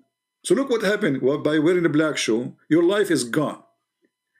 Your penis is not working. Even if you play the anthem, will not stand up. Your vision is very bad. You cannot see. Like you might think your wife is beautiful, even though she don't look beautiful, which is a good thing in this case. And it's more expensive. And the top of that, the man who wear it, he don't control his family, and his sons or his children will be evil. All of this for wearing a black shoe. So wait, who's supposedly saying this?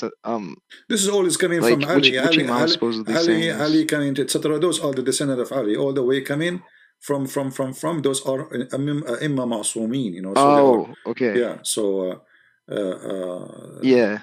Yeah. So, so you cannot complain about it. Yeah. So what you can say, that's it. And then there is more things about. Yeah, that's kind of ridiculous. More funny stories about the shoes. I mean, there is tons of stories. Let us see. You see in here, in this book, it says uh, the rules of wearing clothing not in the time of prayer. The chapter of makeup and etc. So those are chapters. Each one of them is about what you should do, what you should not do. You know. So if you read it, you will go crazy. If you read all of it, like here it says it's not liked to wear black shoes. Why? Because we told you why. But it is lovely to wear white shoes or yellow shoes. Let us go to the yellow shoes. باب استحباب لبس النعل الصفراء. Number 40, hadith number 5936. It says, Abdullah, he said, Abi Abdullah, he said, the father of Abdullah, he said, the one who wear yellow shoes, he is going to be happy until he destroyed. And then, I mean, there's many, and like there's one of them. I will try to find it for you so you can see it. The one who wear yellow shoes, his penis will be strong too. You know, so black shoes, black shoes will make you. لبس النعل الصفراء. Right. Yeah. Black shoes will make you lose it. Yellow shoes will make you have it. Good for you. Yeah. What do you want more? Yeah, this is the wisdom. So when the Shia make fun of the Sunni and the Sunni makes fun of the Shia, I mean, both of them, they have the same madness, you know. It's just different different books, but the stories, all of it is the same. So now, so are there any after all of this, are you still going to be still you want to be Shia? Come on, you're laughing with me. I mean, I heard you laughing, you know, and you agree with me.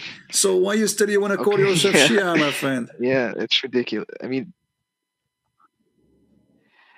I don't know, to be honest. That's what that's what I came here for, just to sort of, I don't know, figure it out, I guess. I'm here to help you, so you know, just say it. I am out of this garbage, you know. And this is not good for you. This is even, it's an insult to your, you know, to your intelligence, you know. I mean, imagine that tomorrow you will have a son, and then your son he say, "Hey, Dad, why you are wearing black shoes?" So who is the one who slept with my mom then? If you are wearing black shoes and you have me, you know, obviously it's not you then. Right. Yeah, like a kid, he would go to Shia Imam. He said to his dad, "If you are my father and always you wear black shoe, so how you were able to make my mother have me with the black shoe? Either the hadith is stupid, or you are not my father." Right. Yeah. So. Yeah, I guess it's ridiculous to say that your shoe color affects your fertility. Let me hear it from you. It is ridiculous. Whatever. It is ridiculous to be Shia, Sunni, or Shia. It doesn't matter. Say it. Come on. Just say it. I'll say that those traditions are ridiculous. Those traditions are ridiculous. I agree. But don't you agree that all of it is stupid?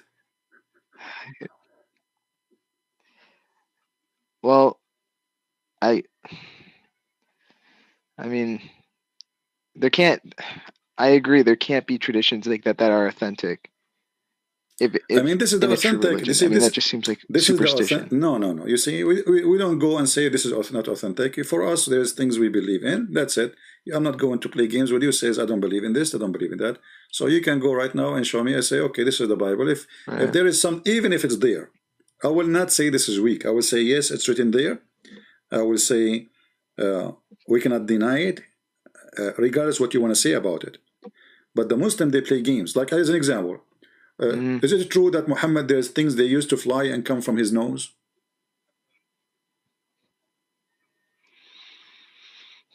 There are things that, like, what do you mean? There's birds. There's some kind of birds. They come from the nose of the Prophet, and they are bigger than what they call it, lactose. Smaller than lactose and bigger than a fly.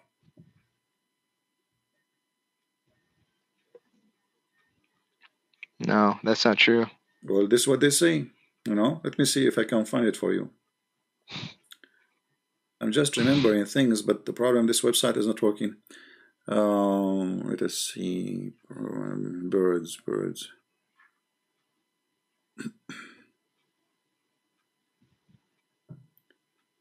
Okay.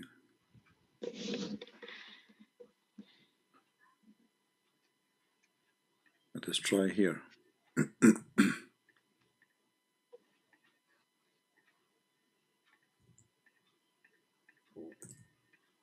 All right, I found it.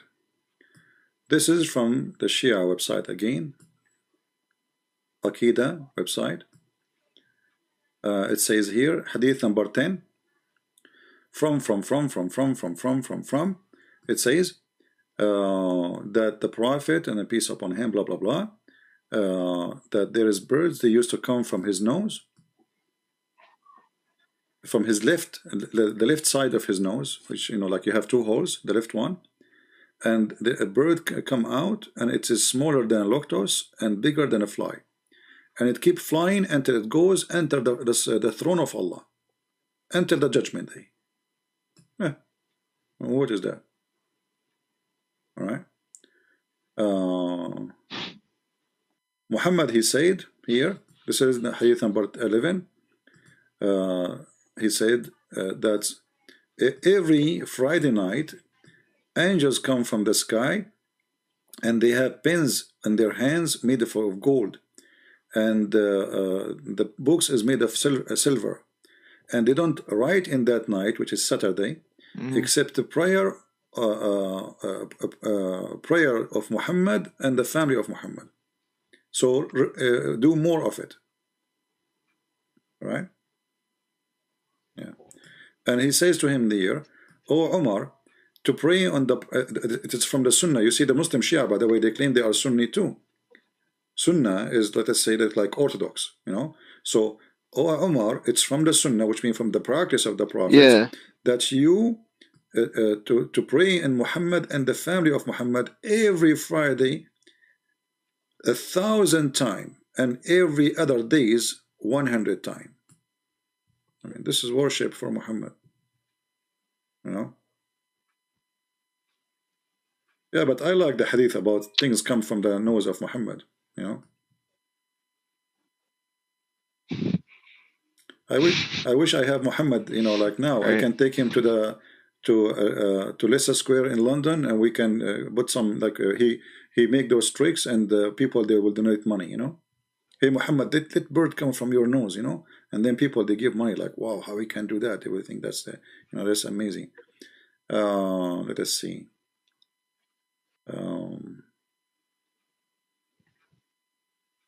Okay, do you know how many language the Imam al-Hasani speak? No. Okay, let me show you the hadith.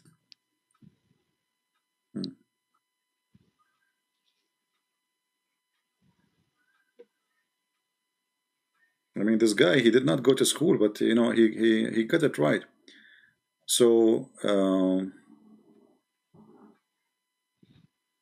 in the book of Basair al-Darajat, page number 514, it says, I cannot open the website, but I can see it in the search engine. You can see it with me. Here it says that he have two cities.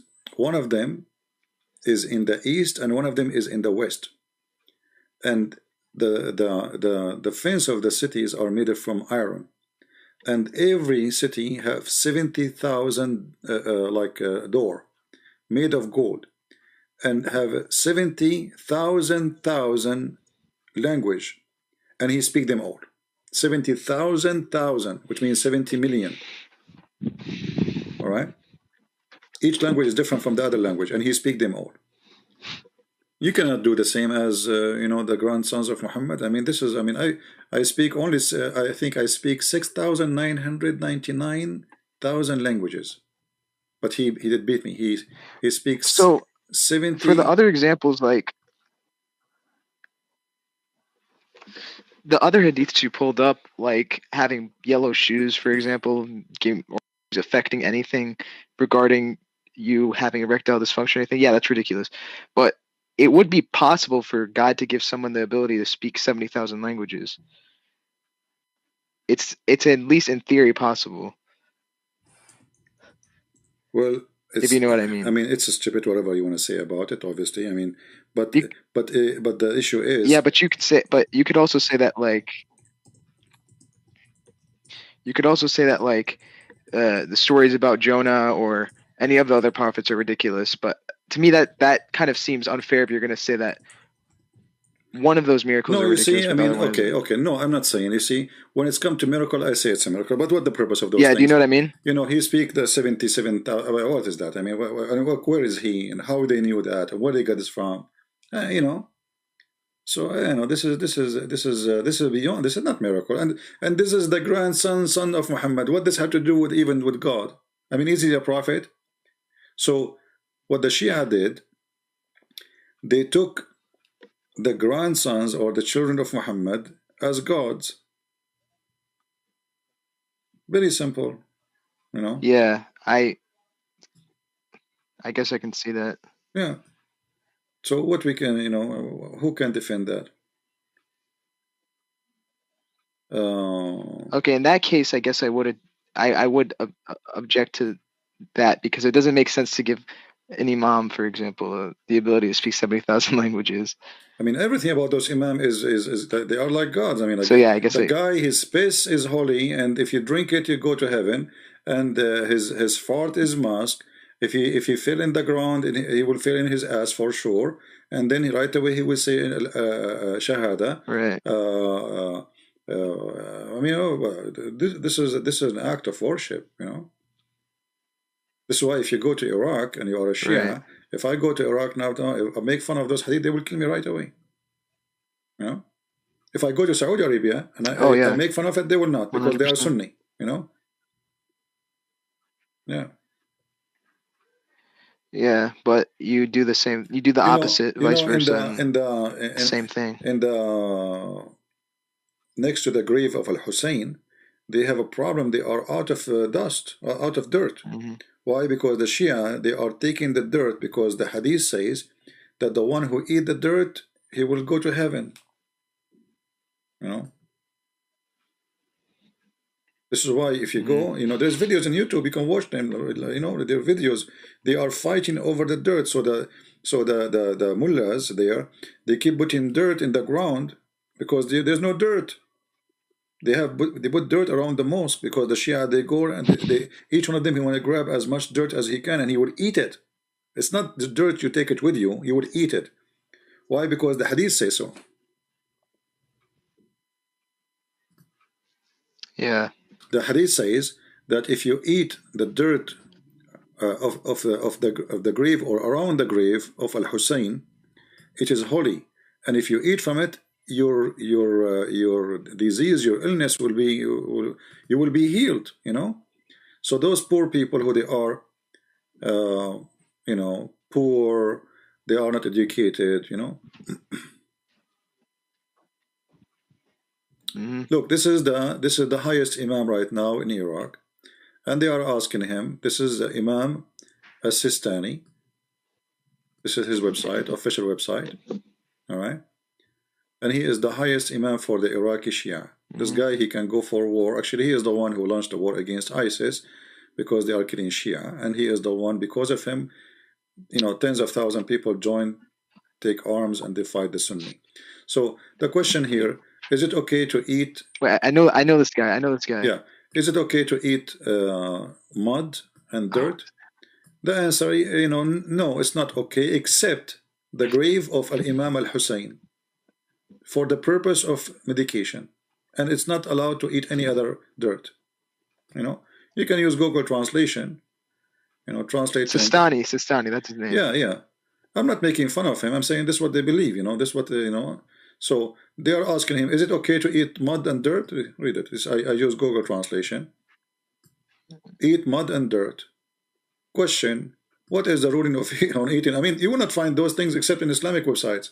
You will not find a Christian saying, I want to eat mud. I mean, okay, a Christian is calling a priest, says, can I eat, is it okay to eat mud? I mean, what is that? Why in the world do you want to eat mud? You know? And then he says, no, it's not okay to eat. It's forbidden to eat. Read with me carefully. Answer. It's forbidden to eat clay or mud which soil mixed with water when it is diluted, as well mud, which is dry, clay, etc. And then he says, except from, let us see where it says that, except from the, I hope the translation is not gone. Where is the translation of Al-Hussein?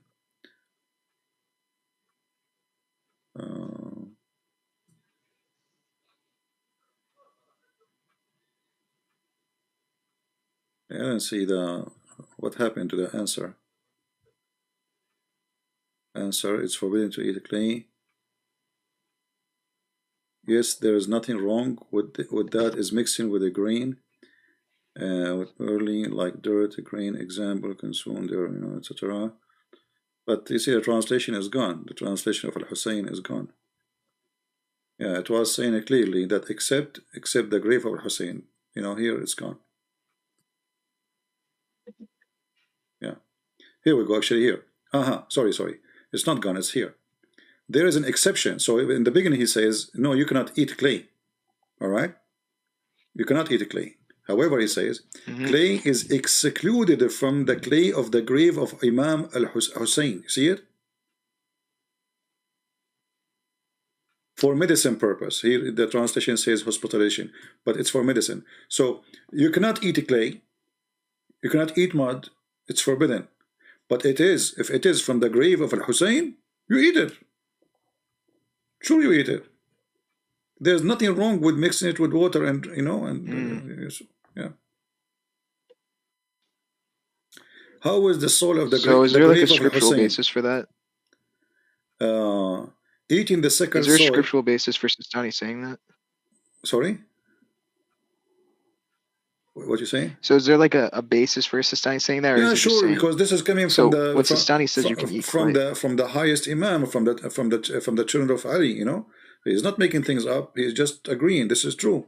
And then he says, eating the sacred soil for healing is either by swallowing it and swallowing it, or by dissolving it in the water. You know, so the Shia believe if you eat the mud of the grave of Al-Hussein, that will heal you. You know, that's why they are fighting. That's why they keep adding soil next to the grave. They are out of it. You know, there's millions of Shia every year. They go to visit the grave and they are fighting over the dirt. And you know, like you are talking about tens of millions coming from Iran, coming from etc. So it is what they believe. Are you going to believe in that? well, no, I wouldn't. But no, it's I mean, up there to are you. even If you want, Shias it's who okay. don't care what Sistani says. I have connection. This is not about Sistani, my friend. This is not a Sistani. A Sistani is confirming what is written in his books. He is just a scholar. He's saying yes, this is true. You know, you should do that. Yeah, in that case, I don't. In that case, it's ridiculous. Yeah, but I mean, if there's actually a basis for that. But why you don't try it yourself? You should try it. No, there's a basis for sure. Inedible. This is like you can find it in the book. It's called Mafatih al-Jinan, the keys for heaven, page number 547. This is where Sistani is getting this reference from. And then if you eat different dirt, then you will become hypocrite. If you became different dirt, if you go to the book of Al-Kafi, very number 2, you will see if you eat dirt, you will become hypocrite. But if you eat the dirt of Al-Hussein, then that's good for your health. You will, you know, if you are sick, you will not be sick no more. Yeah.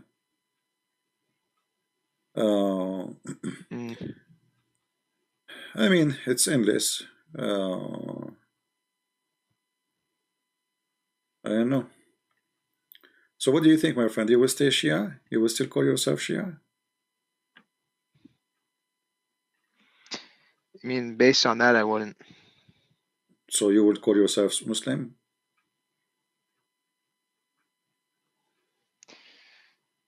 I mean, based on what you said, probably not. That's wonderful. So you left Islam, my friend. I'm so happy for you. You know, you are a person who decided to use his brain, and obviously this is not a religion. I mean, what is this? This is not. We exist in the year 2021, and still there's, you know, a human being will believe in this. So as long you decide to leave Islam, and I'm so happy for you, you know, you made your mind, and you come to the conclusion, which is should take from long time. It took me some time to convince you, but it's okay. What about you accept Christ? What do you think? As long now you are, what do you want to be, an atheist? What do you think? Well, I have actually. I mean, again, I still have objections that some certain things about Christianity I don't really understand. Okay, ask me. I'm here with you. Okay, well, that's actually okay. So, basically, the gospel, right? Yeah. Jesus dies for atonement of sins, right? Because he's perfect, because he's God in the flesh, right? Okay. And So what's the why do you have to accept like Christ in the first place? Wouldn't his death essentially atone for everybody regardless of whether or not you accept him? If you know what I mean? no, I'm trying to. So you are saying why it is a must to accept him to go to heaven? Yes. Okay. Mm-hmm. Okay. Let us say I'm a firefighter. All right. And then I come to your house, Mm-hmm. and I say, well, hey, you know, Mm-hmm. next month, you know, you will have a fire in your house tomorrow or after 5 minutes. And there is a problem in your, let us say, gas, it's leaking gas, and you don't listen to me. And I come to you again and say, hey, listen, you will have fire, you will be burned, and you don't listen to me. You don't have to. You don't have to accept what I'm saying to you. But then the fire come and the fire will eat you. So you see, here in Christianity, there's a free will, not like in Islam. So it's your will who decide what is necessary for you. It's not God. God, he says to you, I want to save you. I love you. But if you don't Mm-hmm. love me, I cannot force you. So it is not the necessity for God, it's necessity for you. You make decision as you wish. You know what I mean? Like So you essentially have to accept it he first in don't order for it to force, apply to you. no, he don't force you to do evacuation because of the risk. He asks you to do it. He advise you. He tell you about it. And then if you decide not to go, well, you are responsible for your decision. You know what I mean? It's not Mm. it's not a necessity for him, and it's not necessity for you now, because you are free to make your decision. You don't want to believe him, don't believe in him. Okay, you know, that's your business. But he warned you. So when the day come, you don't say, oh, you are not being fair to me. You see, like now the atheists, they say, okay, what kind of God is God is? He given us a choice. He say there's a choice, but he says, if you don't believe in me, you go to hell. Yes, this is a choice. It's a choice. At the end of the day, Mm. it's a choice. Don't believe in him. If he is not true, anyway, you will not go anywhere. You know what I mean? If he is not true, you will not go to hell anyway. So yes, it's a choice. So it's a choice you make. It's not him who need you to make the choice. It is you who should see if you need it or not. It's not me even to tell you if you need it or not. Maybe you don't want it. Mm. Maybe you don't want to, you know, you don't believe. See. You know, maybe this is a joke. Maybe Christianity is the same as Islam. Maybe it's a lie, you know. But for me, when I look at Christ and what he did, and there's not like Muhammad, there's tens of thousands of witnesses. Like when Jesus, he feeded the thousands of people. When he made the blind see, he did not make it in a room where there's nobody there, you know. Like two people, they start saying things, oh, he did this. There's always a lot of witnesses. You will not find almost Yeah. single miracle and there's nobody there. It's impossible. So what Jesus did is not what man does. I can claim to be God, I can claim to be prophet, I can claim to be whatever I want. But I cannot claim to be Jesus, because simply people will get me busted in 2 seconds. Like what happened to Ahmad Mirza Ghulam in India. He claimed to be the Messiah. Second day, hundreds of people came in front of his doors. They brought him blind people. They brought him people who cannot walk. They brought him people who have skin diseases, etc. And they said, okay, you are the Messiah. Do what the Messiah do. You know what I mean? Aren't you the Messiah? Go ahead. Show us what you can do.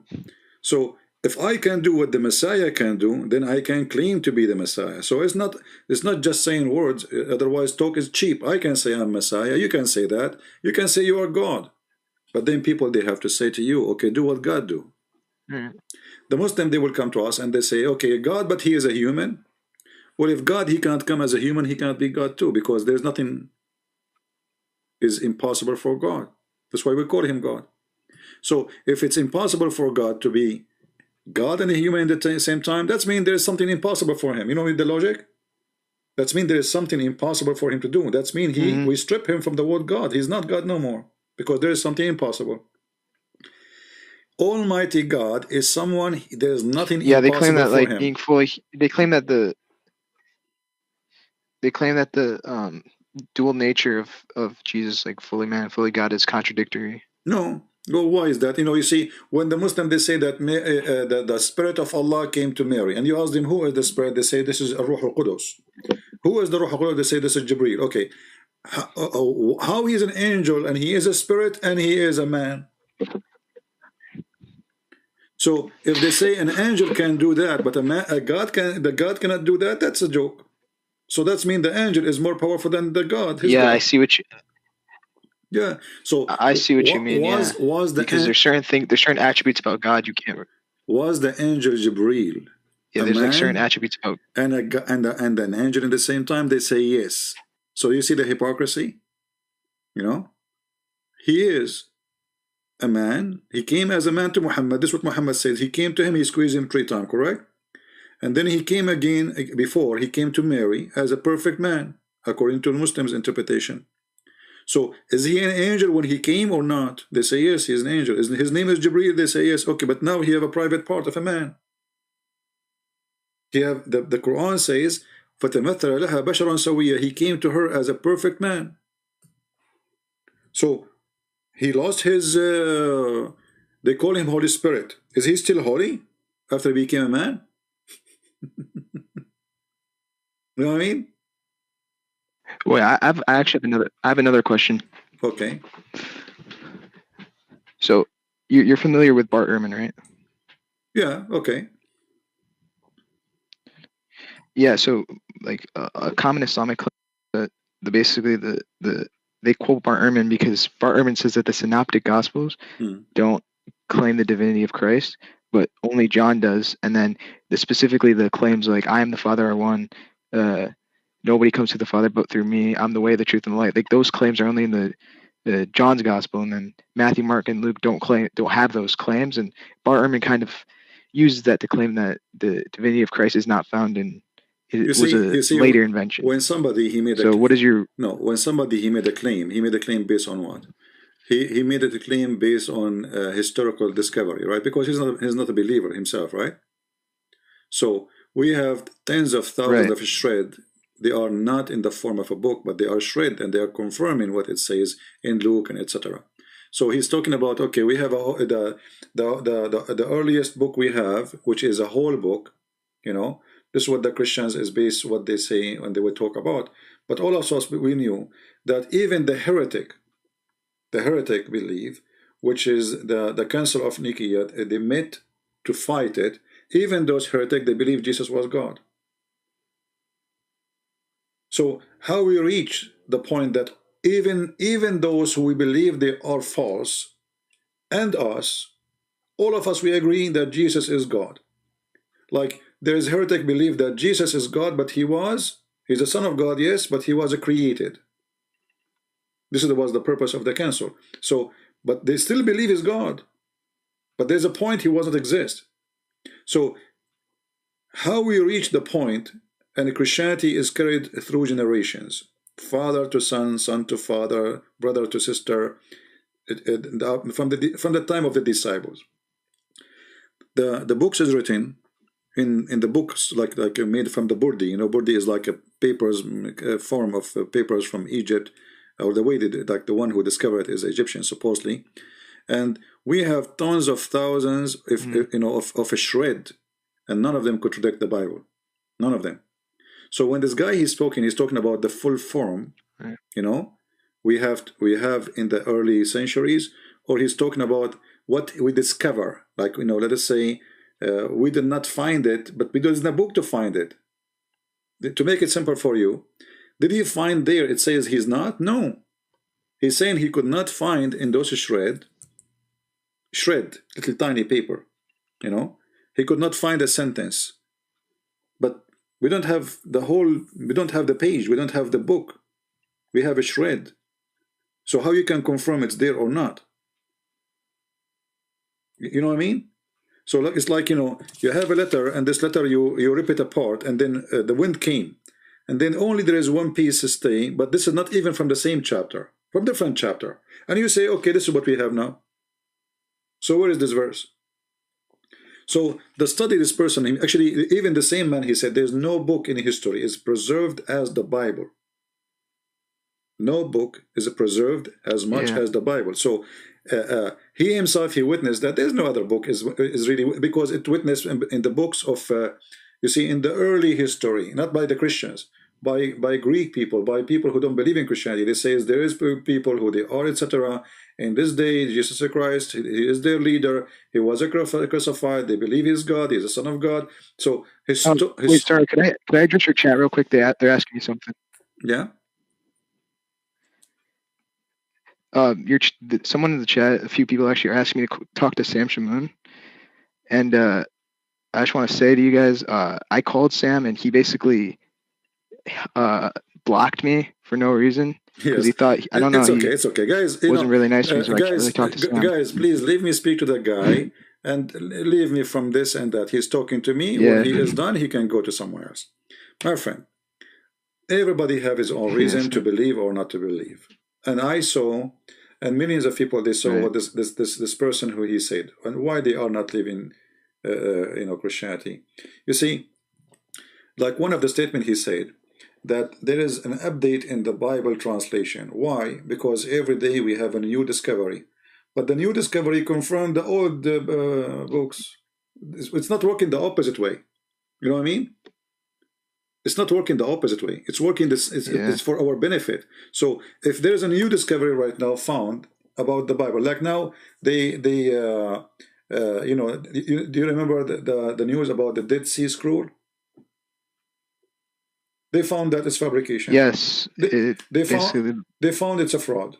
After all this noise, all this media talking about it, and then they found that all of it, this guy who sold them those things, it was a fraud. He made it in a very good way, to the point he did fool them.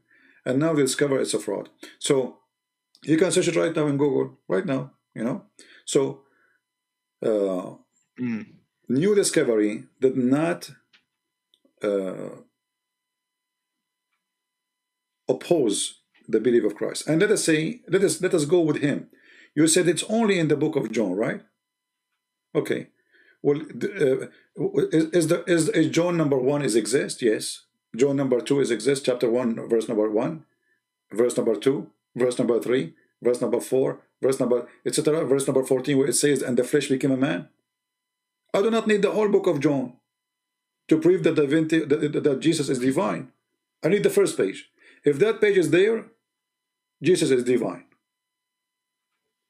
Even he mentioned, like, okay, it says me and the Father is one. But what about the rest?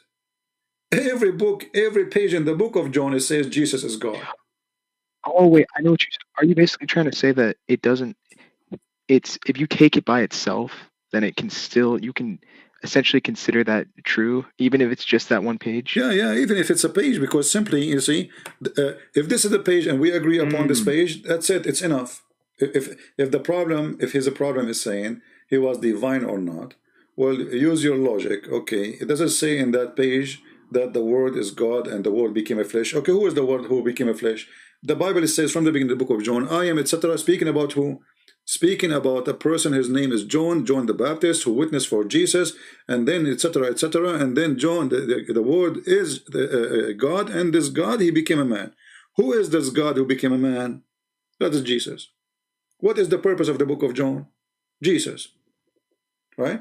So if you want to try to find excuse to say, oh, okay, in the old, I cannot find such etc. in the book of Luke, because not because it is corrupted, but because we don't have the oldest books. There's a huge difference. You know what I mean? Because it's written in papers, those books, they dissolve by themselves. You do not need even to burn them. If you leave them in the shelf for hundreds of years without touching them, they will be damaged. They are not done in a professional way. They are not done by, they are poor people. Those Christians, they are poor people. They are doing everything secretly. They cannot even carry the Bible with them. Until the year 330, and after that, the Christians were underground.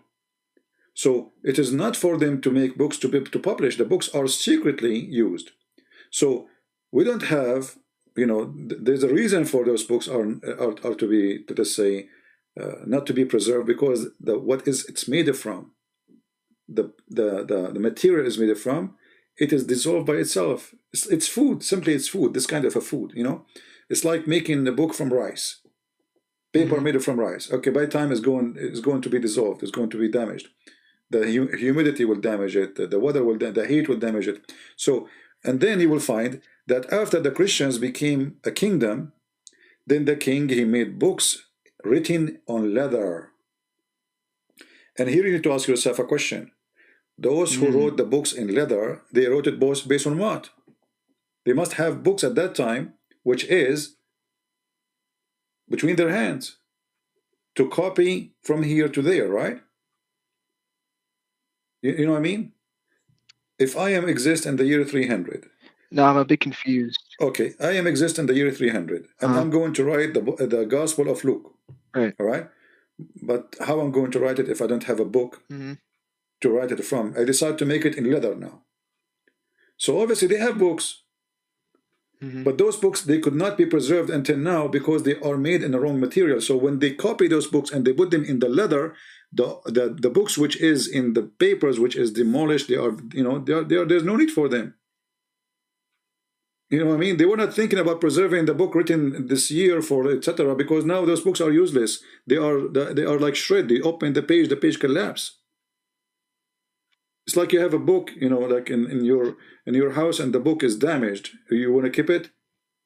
Maybe you keep it. You can sell it for good money in eBay after 2,000 years, But it's not you who will sell it; somebody else. So the reason they did not, because simply we have now books in leather, and the king who became a Christian, he is the one who ordered. Okay, those books now we copy them, we put them on leather. This is why those books who they are fully preserved are the one who is written in leather. So what is the problem? It was using material problem, not the Bible is not exist. Because in order for them in the year 300 to write the Bible in leather, they have to have the original one, that is say something written in years ago, you know what I mean? Which is not in leather. And then they can copy. They cannot just imagine it from their head. Because the Christian, as you see, the Christian, they met and they made a council to fight heresy. They are debating about what? They are debating about verses in the Bible. Correct? Do you understand what I'm saying? Like, they did not debate about something they don't have. They were debating about the same verses, all of them. The heretic and the Christian, they were debating about same verses. So both of them agree that those books are the same books. They are not fighting over the books now. They are fighting about the meaning of it. Let us say a philosophy thing. Oh, okay. I see. When Jesus Jesus exist when before the world created, or Jesus he exists? Yes, before the world created, but still there's a point where God he created a son. This is what the heretic they come with. The Christians, they said, no, Jesus was exist from the beginning because the Bible says, by him and for him, everything is created. So when they were debating about books they have, not books they don't. So if the books they have is not preserved because of the nature of the things, of the material it's made from, the reason, very simple, we have it now in leather, so why they want to keep the old books? If this book is going to be damaged anyway. Okay, yeah, I understand now. So like It's like, you know, Right. Yeah, I'm not really too. you have a rusty dish, okay, and you have a new dish now.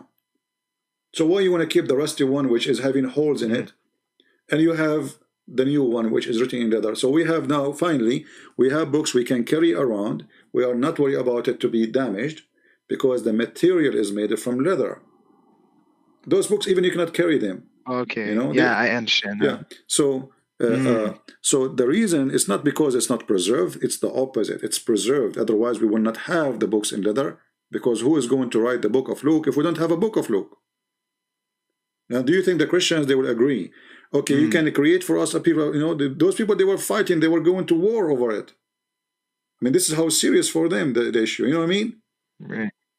They are going to war for just an idea to believe that Jesus is not exist from the beginning. He is a created, not about the corruption. It's about the corruption of the meaning, of interpretation, of ideas that exist in the Bible. So they were not fighting over a book is exist or not. They have the book and they were debating about the books. Yeah. So when somebody says to me, and when this guy himself, you know, the one you quote his name, he said there's no book is preserved as much as the Bible. Yeah. I mean, how much you want, even the enemy of the Bible he witnessed, there's no book is preserved as the Bible. And if we agree with his statement, there's no book is preserved, and we agree that it's mentioned that Jesus is divine in one of those books, that means he's divine. That's it, because it's preserved. He just said it's preserved. So all the idea is a joke. And you know, the more we discover things, that makes sense. The more we find more historic evidence, the more things is confirming our belief, not the opposite. So time is not working against us, even we are going away from the time of Jesus. Because the more we go away, the more harder it is to find, let us say, very early evidence. You know what I mean? But then when you go and see, even in the book of this guy, you will see historians speaking about Christians worshiping a person, his name is Jesus. So why in the early, before even the Bible is written, why the early people, historian, they say there's a Christian, they worship a person, his name is Jesus? Why they want to say that? So when people, they say, and they are not Christians, and they are Roman or Greek, and they are enemy of Christianity, and they say, though, why the Christian they've been given to as food for the animals? For what? The Jews, they exist in the Roman Empire, and the Roman, they don't feed them to the animals. You know what I'm saying? The Jews, are not throwing, they don't throw them to the lion. Okay, well, if the Christian, they are just same as the Jews, they worship Elohim, then they should be throwing both of them.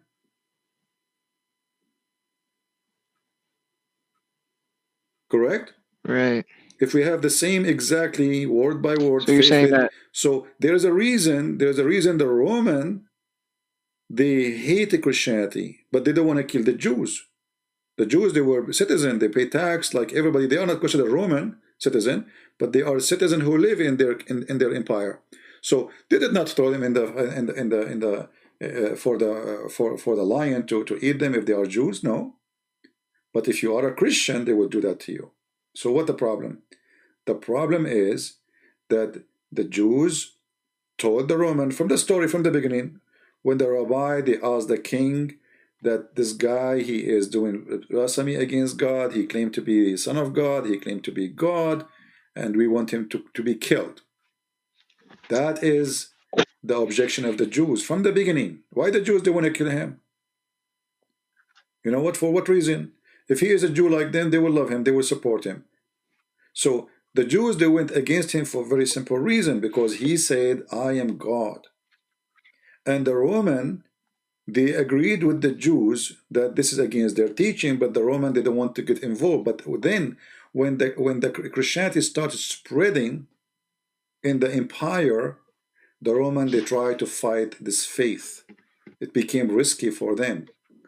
The kings, they thought, the king of the Roman, they thought, okay, those Christians, they are going to replace me with a Christian king. Those Christians, they are coming to me with a king. His name is Jesus. Even they call him the King of Kings. You know what I'm saying? So the Roman did not. If we are just the same as the Jews, then the Roman, they will not be killing the Christians, because we are the same as the Jews. And remember, all the disciples of Jesus were what? They were Jews. You know what I mean? The disciples of Jesus themselves, they are Jews. So why they want to kill the Jews? Why they want to kill only those Jews, but they don't want to kill the other Jews? Those are Jewish who follow Christ. This is their crime. And they believe that Christ is God. So from the early time of Christianity, Christ is God. And additional to that, you know, this man, he did study only certain part of history of Christianity, like let us say Hebrew and the Greek. But we have the Aramaic, we have the Ethiopian, we have the Indian, we have the ancient Aramaic. You know, when we say a scholar, you know, we wonder what scholar he is. A scholar in certain things, not in everything, not in all. Like we have very ancient document exist in the Aramaic Christian church, as an example, the Aramaic and Mosul. You know that when ISIS they enter, the priests there, they try their best to hide as much as they can as ancient documents have to do with the Bible. Let us say a manuscript. We have them. So they did not study everything. We have tons, and we have the mosaic. You know the mosaic? You know what is mosaic? The Mosaic no. is a Christian art where all stories in the Bible are documented by stones. Oh, mosaic, yeah. Mosaic. Sorry, I say it in my own language. We call it mosaic. Okay. No, I thought you were saying mosaic as in like Mosaic law. No. Yeah, this is an art. I got confused for a second. Go ahead. Yeah, this art is additional preservation of the stories of Jesus. What we will do with those? And they are exist in the early Christianity. Some of them, they go almost like 60, 70 years after Christ. So this art is other preservation for what happened to Christ. You'll find it in the floor of the churches. You will find it in the walls. The more we discover, the more churches we discover, the more we find. I mean, like we have a story about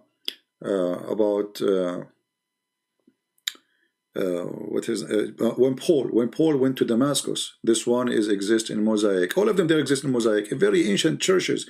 Even the room where Paul himself, he went and he slept. They have it until now. So we have a lot of a preserved history. And when the enemy of the Bible says there is no book in the history is preserved as much as the Bible, so then what we can say after that? You know? Right.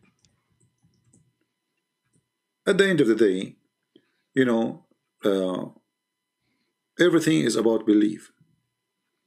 You know, either you believe or you don't want to believe. However, for us, we are people who question. We are not going to follow blindly. But we have endless number of evidence about Christ. We are not blindly believing. It's not true. The art proved the Bible. The old manuscript proved the Bible, and nothing can be considered contradiction. They will say to you like, okay, you have many versions of the Bible as an example. This is different from translation. This is not version. This is not a version. You know, the Muslim, they have Yusuf Ali and they have Shakir, etc. But all of them, they are translating from the full books we have, which is written in leather, not in the shred. But even the ones in the shred are in total agreement with the books which is in leather.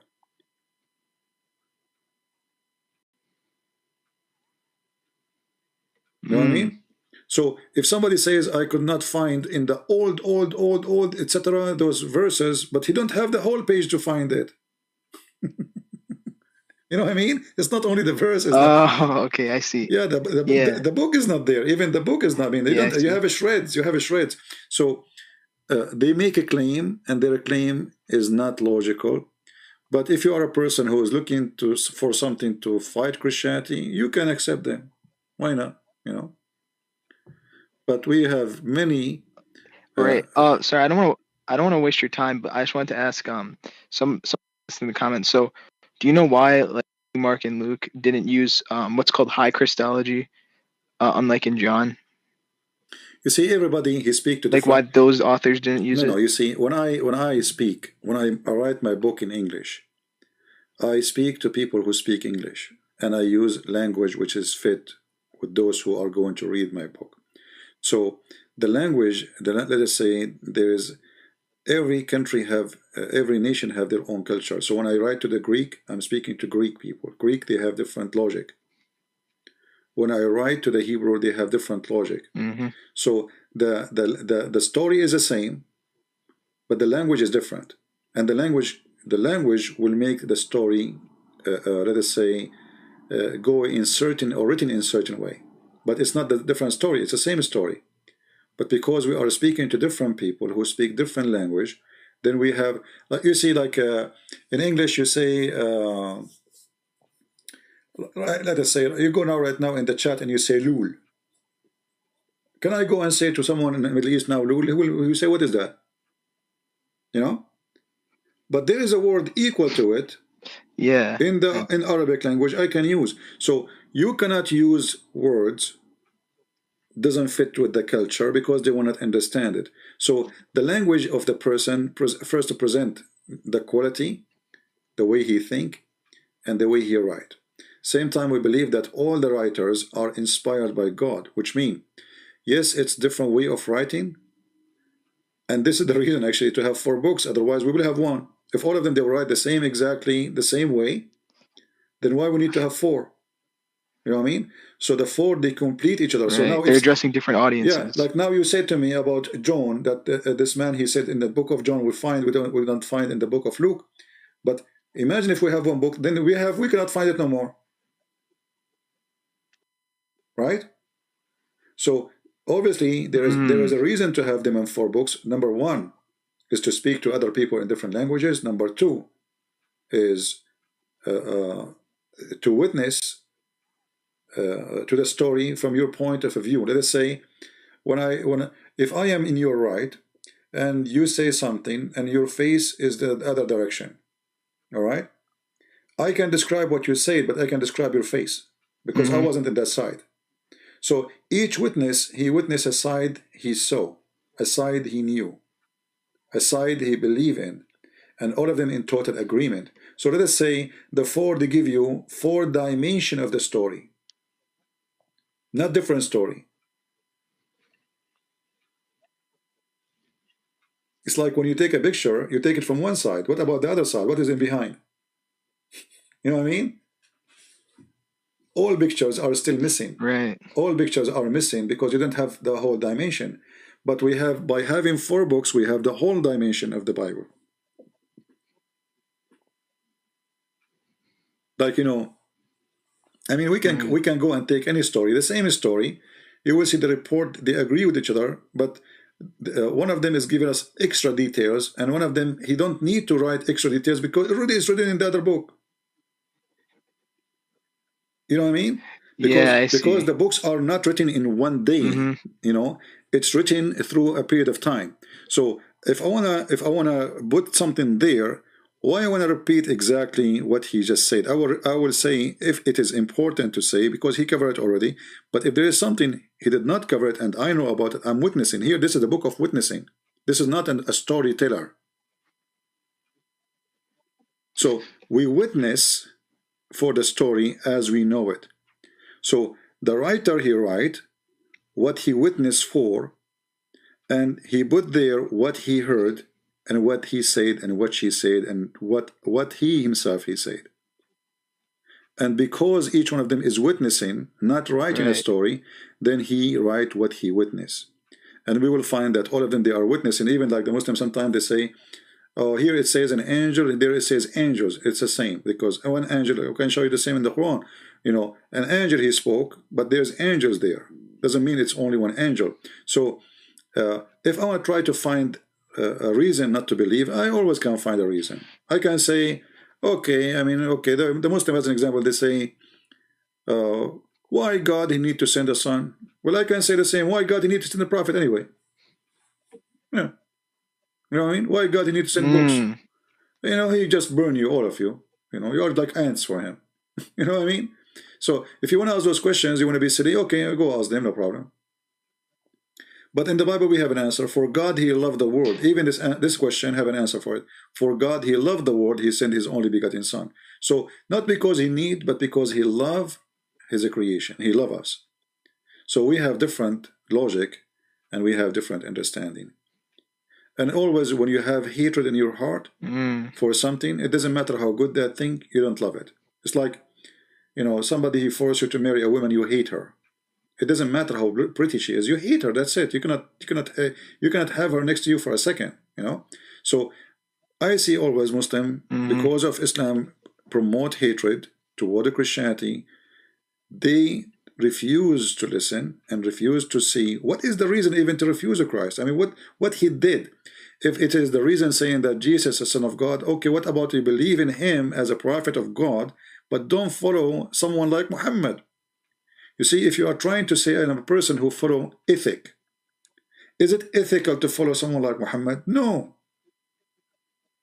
Let us say you are a person, you don't like the idea to believe that Jesus is God. Is it ethical to follow someone like Muhammad and leave someone like Jesus? So if you are honest and you want to believe that Jesus is just a prophet, still you will not follow Muhammad. You will follow Jesus as a prophet. But their hypocrisy is beyond imagination. I know what you. Okay, I see. Yeah. So in the same time, all what Jesus said, like when this guy he says there's nowhere it says divinity. I can't find the divinity in every word in the verses he accepts. This is not true.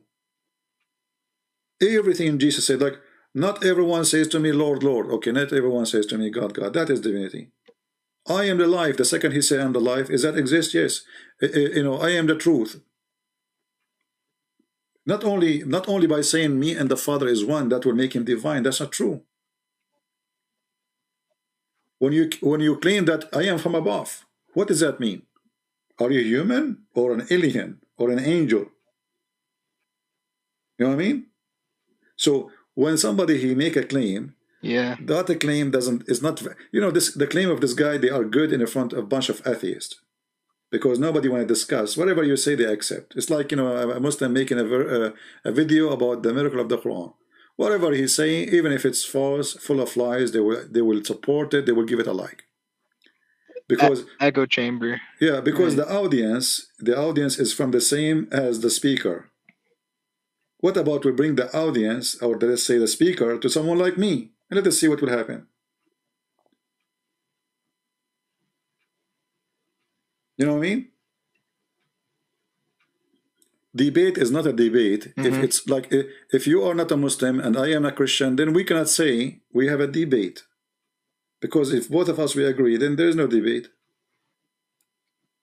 So you don't bring 100 people listening to you and you became a scholar because they agree with you. And especially if none of them is in your level. You know what I mean? When you bring someone in this in the stage and he claimed to be a scholar, shouldn't you make your speech in the front of scholars so the scholars can refute you or agree with you? A scholar should not debate. If you wanna make it, let us say, official debate, a scholar should debate a scholar. Like if I right now want to debate, like now I went with you. I'm speaking to you as if I am like you. I'm not speaking as a scholar. I'm talking to you in a normal language. I'm not using high quality language. I'm not using Arabic grammar. I'm not using my knowledge with you to show you my muscles. I'm just speaking to you. What do you think about this? What do you think about that? So, but what those people they do, they speak about topics with normal people they have no standard of knowledge to answer, to refute. They don't speak the language. Like when a person he speak about what is written in Hebrew. Well, how good is your Hebrew? How good is your Aramaic? What about we bring you someone who's in Aramaic to debate what you said about the Aramaic? Can you handle it? Can you take it? Let us see. So there's many they attack Christianity, and okay, attack it, no problem. But there is many enough reasons. Even those who they are enemy of Christ, they could not deny that history is consistent. Speaking about Christians worshiping a person, his name is Jesus. Even you know I forgot the name of the book. It's written by an atheist. He's very famous. I forgot his name. So he said that we cannot deny that, like something like this. I cannot like remember the word by word, but what it's mean. We cannot deny that history speak that there is a person who exists. His name is Jesus, and this is go back to 2,000 years ago. And this Jesus, he used what they call it. He hepatized science to heal people. I mean, look, those atheists who they claim to be scholars, they agreed that 2,000 years ago, history report that there is a person, his name is Jesus. He used to heal people, but he do what? He used a highly, let us say, unknown at that time method to heal them. But you just admitted that Jesus exists and Jesus is a healer. And now you are coming to me with fiction story that at that time there's a guy, he learned science, which nobody knows, and he was practicing that science and he healed you.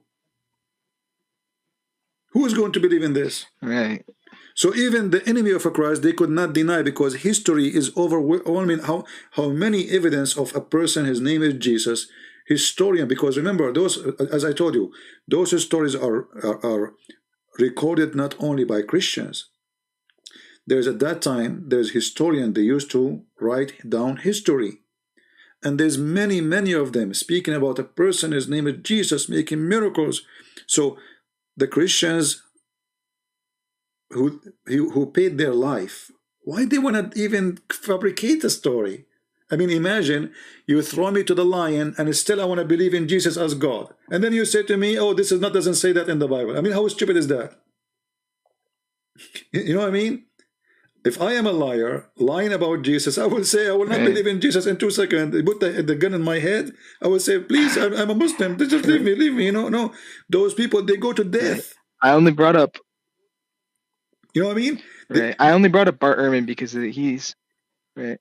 I only brought up Bart Ehrman because he's someone who's like a lot of Muslims claim that no he problem. proves Jesus isn't God. But this guy, the same guy, he don't believe in Islam anyway. This guy don't believe in Islam anyway. So what the point? He's they are stupid. Right. But But my friend, right. When somebody, even history, even this guy, he agree that Roman, they feeded the Christians to their beast, and yet the Christians don't deny Jesus as God. So how we can answer that? If they don't have books and their faith is not based on something solid, why their faith is solid to the point they go to death and they are happy? There's no answer for that. Exactly. You see, their faith, the Christian faith, conquer the power of Rome. It's not a book written as much as their faith. So their faith in what?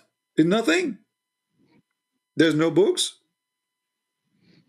But what they learned about Jesus, where they learned from if there's no books. So those people who they are giving their life happily and not in violence, you see, they are not doing jihad, killing people, Allahu Akbar. They are very peaceful. Okay, kill me. Yet I will not deny Jesus. What in the world will make any human being do such a thing if he don't have something very solid between his hand? Nothing. Because he's losing his life. So this is additional very powerful point. And when somebody says a Christian, they corrupted. I mean, why people who pay their life to their faith, they want to change a book? I mean, how crazy is that? And how all of them agree? How you can make it? You see, now we have YouTube, we have Facebook. Right. I have like now people coming from around the world, right? There's people from Asia, there's people from America, there's people from Europe, from everywhere. But at that time, my friend, the Christians, all of us, we agree that the Christian, they spread all over. So those who believe in Christ in India, there's a very ancient church, I think it's called St. Thomas, in India, who disciple went there and he taught them and he opened Aramaic church. Okay, this is not under Rome. You see, Rome, okay, Rome corrupted, Rome, the king, he changed the king. Okay, what about the Rome is not ruled in Ethiopia. Rome is not ruled in India. Rome is not ruled in Arabia. Rome is not ruling the middle of Africa, because the faith went all over. So how those people, they agree? How somebody he live in India and there's no internet at that time and there's no Facebook, he have a belief that Jesus is God, and the one who live all the way in Egypt, he believed that Jesus is God, and the one who believe in Greece. Oh yeah, you're talking about all the manuscripts from different areas, right? Yeah, there's, I mean, not only manuscript, people, they are living, I mean, why they are believing in the same thing? You know, we should have people who believe that Jesus is not God, and they have a proof of that. But we don't have. We don't have this kind of form of Christians. We have heretic who they came with an idea, okay, if Jesus was exist from the beginning or not. But even those, they believe Jesus is God. You know what I mean? Even the ones who we refuse them, like later we have more heretic, like now we have Jehovah's Witnesses, but those are new, you know. But all those who believe in Christ, still they believe in one thing, they agree in one thing, that Jesus is divine and he is Son of God. So whatever those who speak against Christ, there's tons of evidence, and one of them, as I said, in the early Christian faith, all of them, they paid their life defending that Jesus is God. So if they have no proof of such a belief, why they believe in it? Nobody can say this is not true.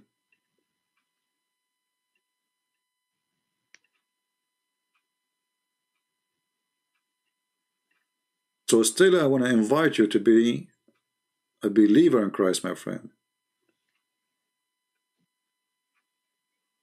I invite you, and trust me, there is endless evidence of a Christ. You see, for me, I'm a Christian, and I expose Islam. But the only benefit for me from Islam is reading the Bible. To be honest with you, this is the only gift Islam is giving me. When the Muslims attack the Bible, I go open the pages and read.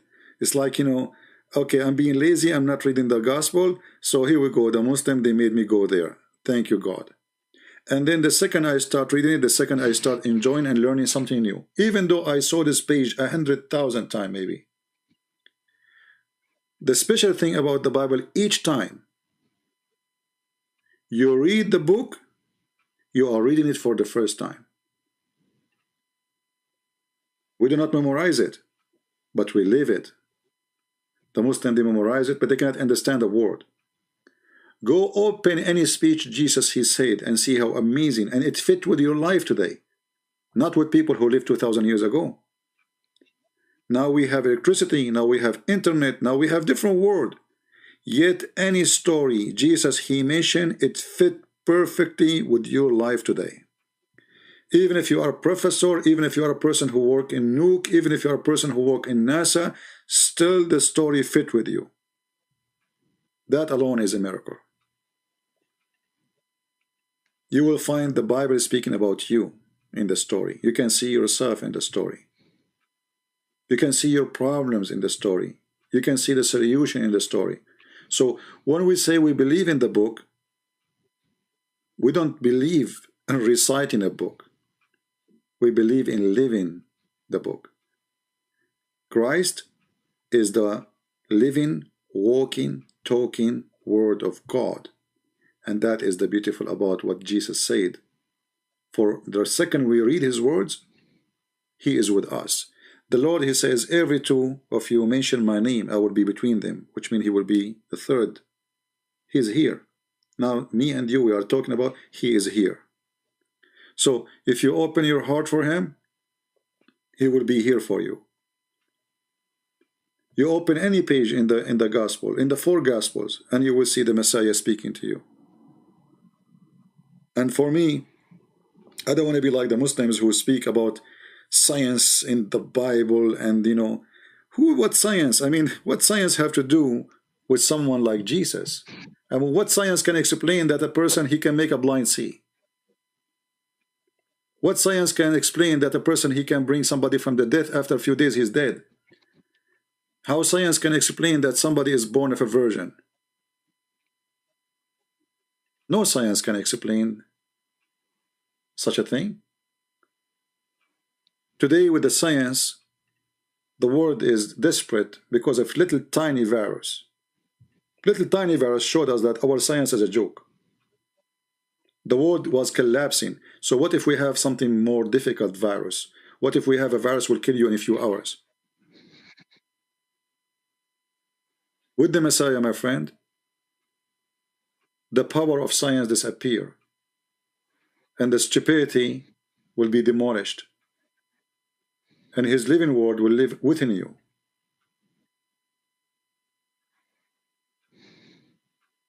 I invite you from my heart to accept him as your Savior.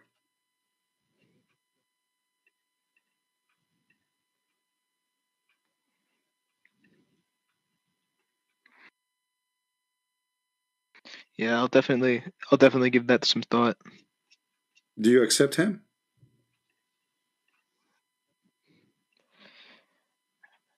I'll I'll definitely consider it. Do you accept him? I heard you crying. I don't want to. I heard you crying. No, I'm not crying. No? I don't want to rush into. No, Okay. I'm not crying. I don't know. I felt like No, you I was are. coughing. Okay. Anyways, All right. I don't know. no, I felt you were no. like as if you are almost crying or something. My friend, No. You definitely have me emotional, but I'm not crying. my friend, I cannot force you, but I say to Anyways, you, yeah, I'll definitely. I say to you that there is no name better than his name, and there is no person better to follow. And you practice one sentence of his teaching, you will live in a different world. Love your enemy. You will see your mother differently. Right. You will see your father differently. You will see your brother differently. You will see your neighbor differently. You will see your enemy differently. You will have no enemies. That is Jesus. He will change your life. Love your enemy. With the Christ you live. With the rest you die. So I say to you, you want to live or you want to die? It's up to you.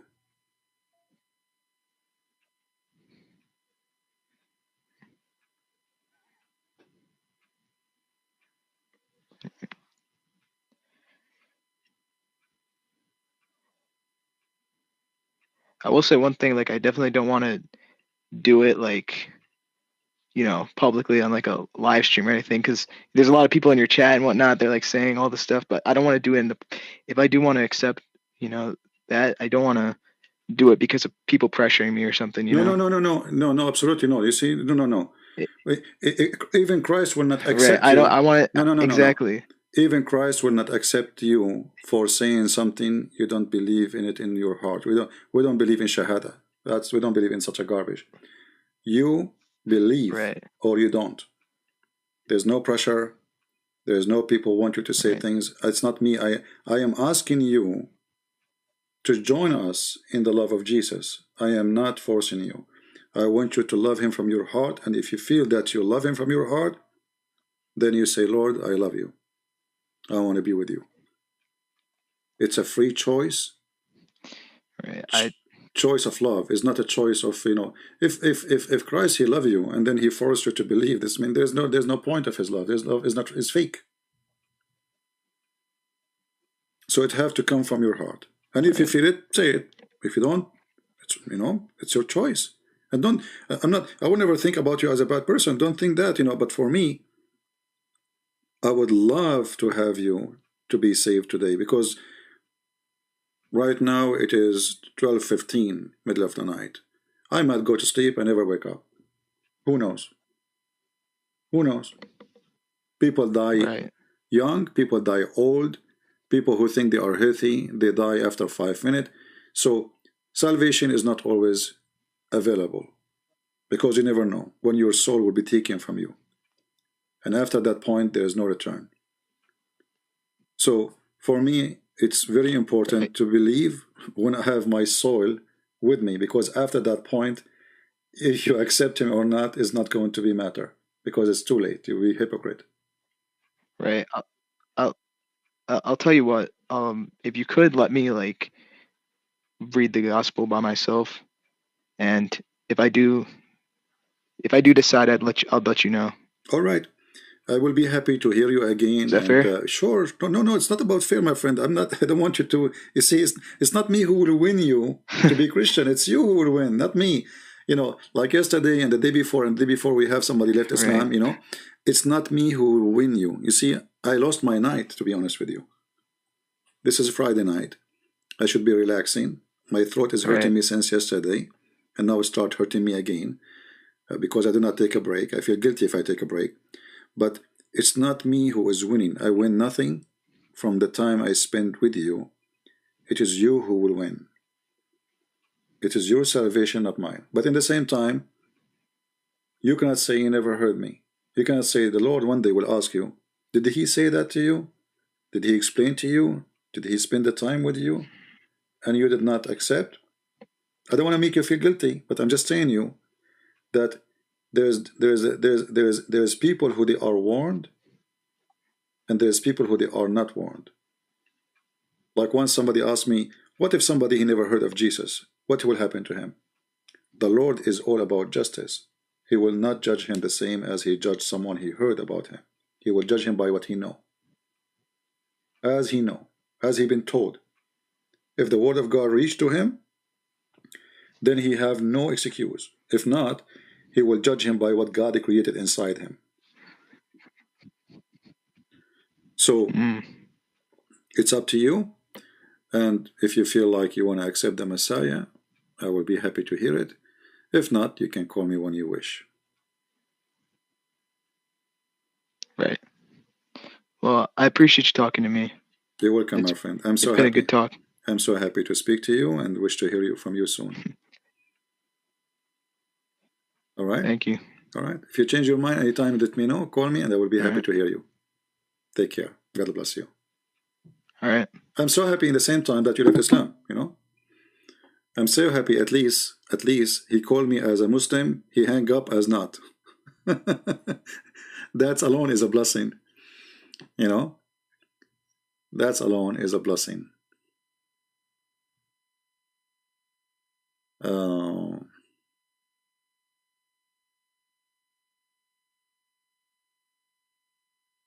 Well, the Lord, he blessed us in the last week with many people who, you know, decide to leave Islam. Some they accepted the Christ already. Some they are thinking about it. But you know, like if you remember, I told you the last week of the new year, I was hoping, praying that somebody will leave Islam, and you know, because I wanted to finish the year with the, this is my, like, let us say my present for the year, how the year end. But you know, the Lord had blessed us right away. We started the year, and you know, every day we got more Muslims leaving Islam, and sometime we get the Lord. You know, He opened their heart. But we pray that our friend here, sooner or later, he will see the truth, and the truth will set him free. Do we have any Muslim here is listening? He don't agree with what we said. He'd like to join us in the conversation. If you are a Muslim scholar, you claim to have a knowledge, we would love to have you with us. Any Muslim?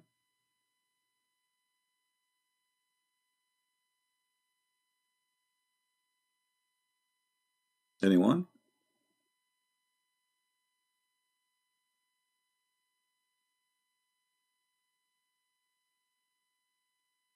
No Muslims?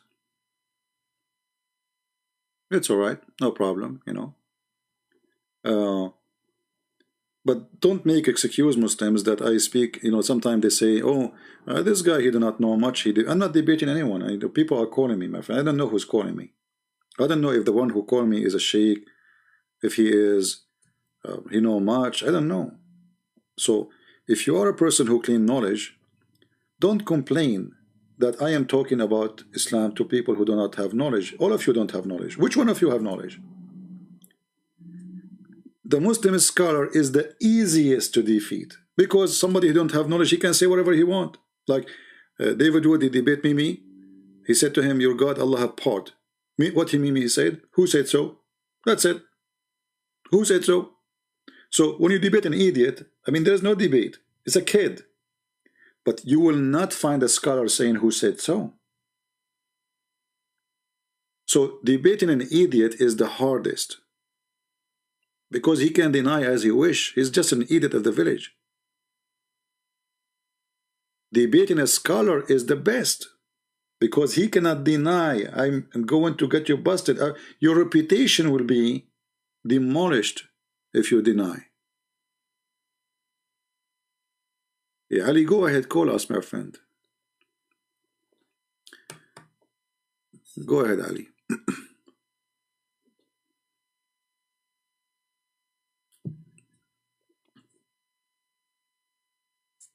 You know, when like one of you send a question to the website, you remember the website? We asked them what let me see, hold on. Why the Prophet kissed the black stone. I mean, those are Muslim websites. Supposedly they wanna answer you. They wanna lead you to Islam. Okay, why the Prophet kissed the black stone? The answer is amazing.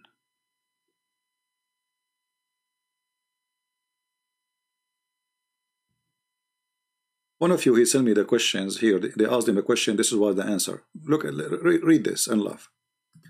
So the question is, can you share with me? But I went, because it kept repeating the same question they want to answer. I want to know first why he did kiss the black stone. Was he pagan? Look at the answer. The answer is, Umar, he said, I know only you are a stone which neither can bring benefit nor can cause harm. So okay, that make it all even more ugly. If it is a stone, neither useful, neither harmful, why he kiss it? They don't know. They didn't know what to say. You just gave the lady an answer, or the person who posed the question to you. You just gave them a reason to believe Islam is a stupid religion. I'm asking you why he kissed the stone. Why Muhammad kissed the stone? You say to me the companion says the stone is useless. That means Muhammad is a crazy. Let me put it for you in the screen, because you cannot see it. The screen is black. Give me a second. I mean, can you believe it? How stupid. I mean, what's wrong with those people? So, can you share with me? This is the question. Can you share with me? Does anyone offer you to share with you about the basic belief of Islam, of Muslims? Okay, this is the Muslim website saying that. Then the one who's asking said, you can share with me, but I want to know first why he did kiss the black stone. Was he a pagan? Look at the answer. Look at this low IQ religion. The question is why he kissed the black stone, and then you give them this. It was narrated that Omar said, came to the black stone and he kissed it. And then he said, I know that you are only a stone which can neither bring benefit nor cause harm. Where it is not, I had seen the Prophet kissing you, I will not kiss you. But that make it more stupid now, because now Muhammad have no excuse to kiss it. Omar saying, I saw my idiot Prophet kissing it, I kiss it as he kiss it, but I know it's a stupid stone.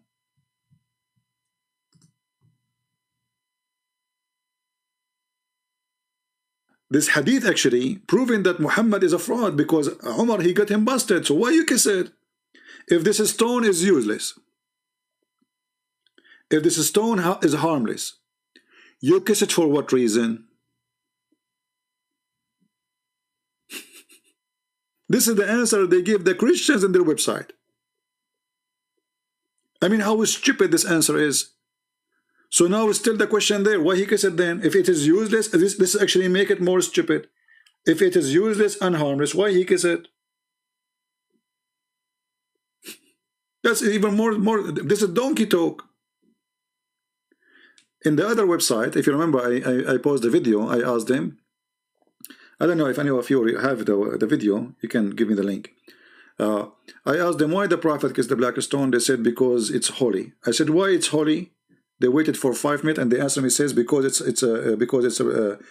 he kissed it. Like what?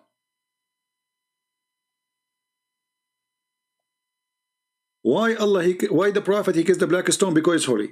Okay, and why it's holy? Because he kissed it.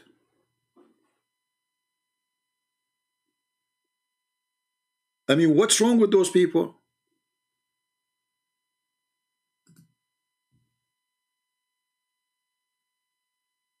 We have Ali. Oh, Ali is busy. No, call is rejected. It says you need to update. You have an older version. Okay, it says, okay, I will send him. He could not receive my call because his dial talk is old.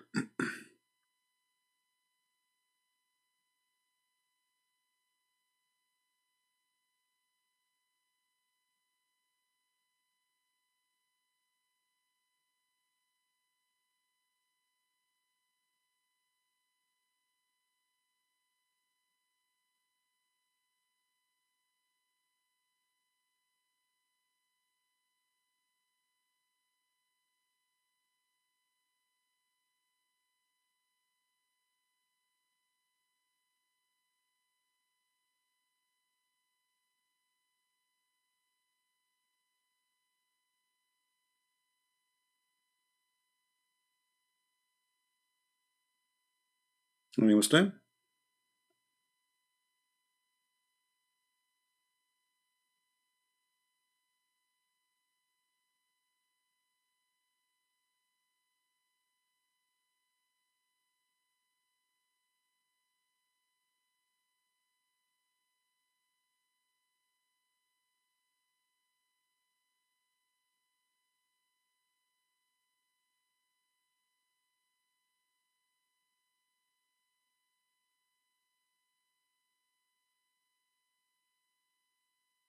Anyone? All right. Well, I don't know. He can call us maybe tomorrow. We already, it's already here getting late. I want to say thank you for all those people who were with us and they join us. Don't forget, please, to subscribe and tell your friends. And feel free to download my videos and share them with your friends. My videos are for free. And as you know, I don't keep them. I don't keep my videos. So you will find always my videos in different channels. So remember the title and you can find it in different channels. So I want to say thank you. Thank you for Muslims for kissing the black stones. Because if you don't, I mean, the stone will be lonely. And you are not pagan for sure. The Christians are pagan, supposedly. Yet you are the one who kisses a stone. Bow in the front of a stone, kiss a stone, go around the stone, and we are the pagan. True story. So I want to say thank you all for being here. May the Lord bless you all. And until we see you tomorrow, God is willing if we can. Until then, Christ is Lord, Islam is false. And feel free to subscribe to our YouTube, and you can join us in Patreon if you like to join us. God bless. Have a great Saturday. Blessing of the Lord to all of you. Take care.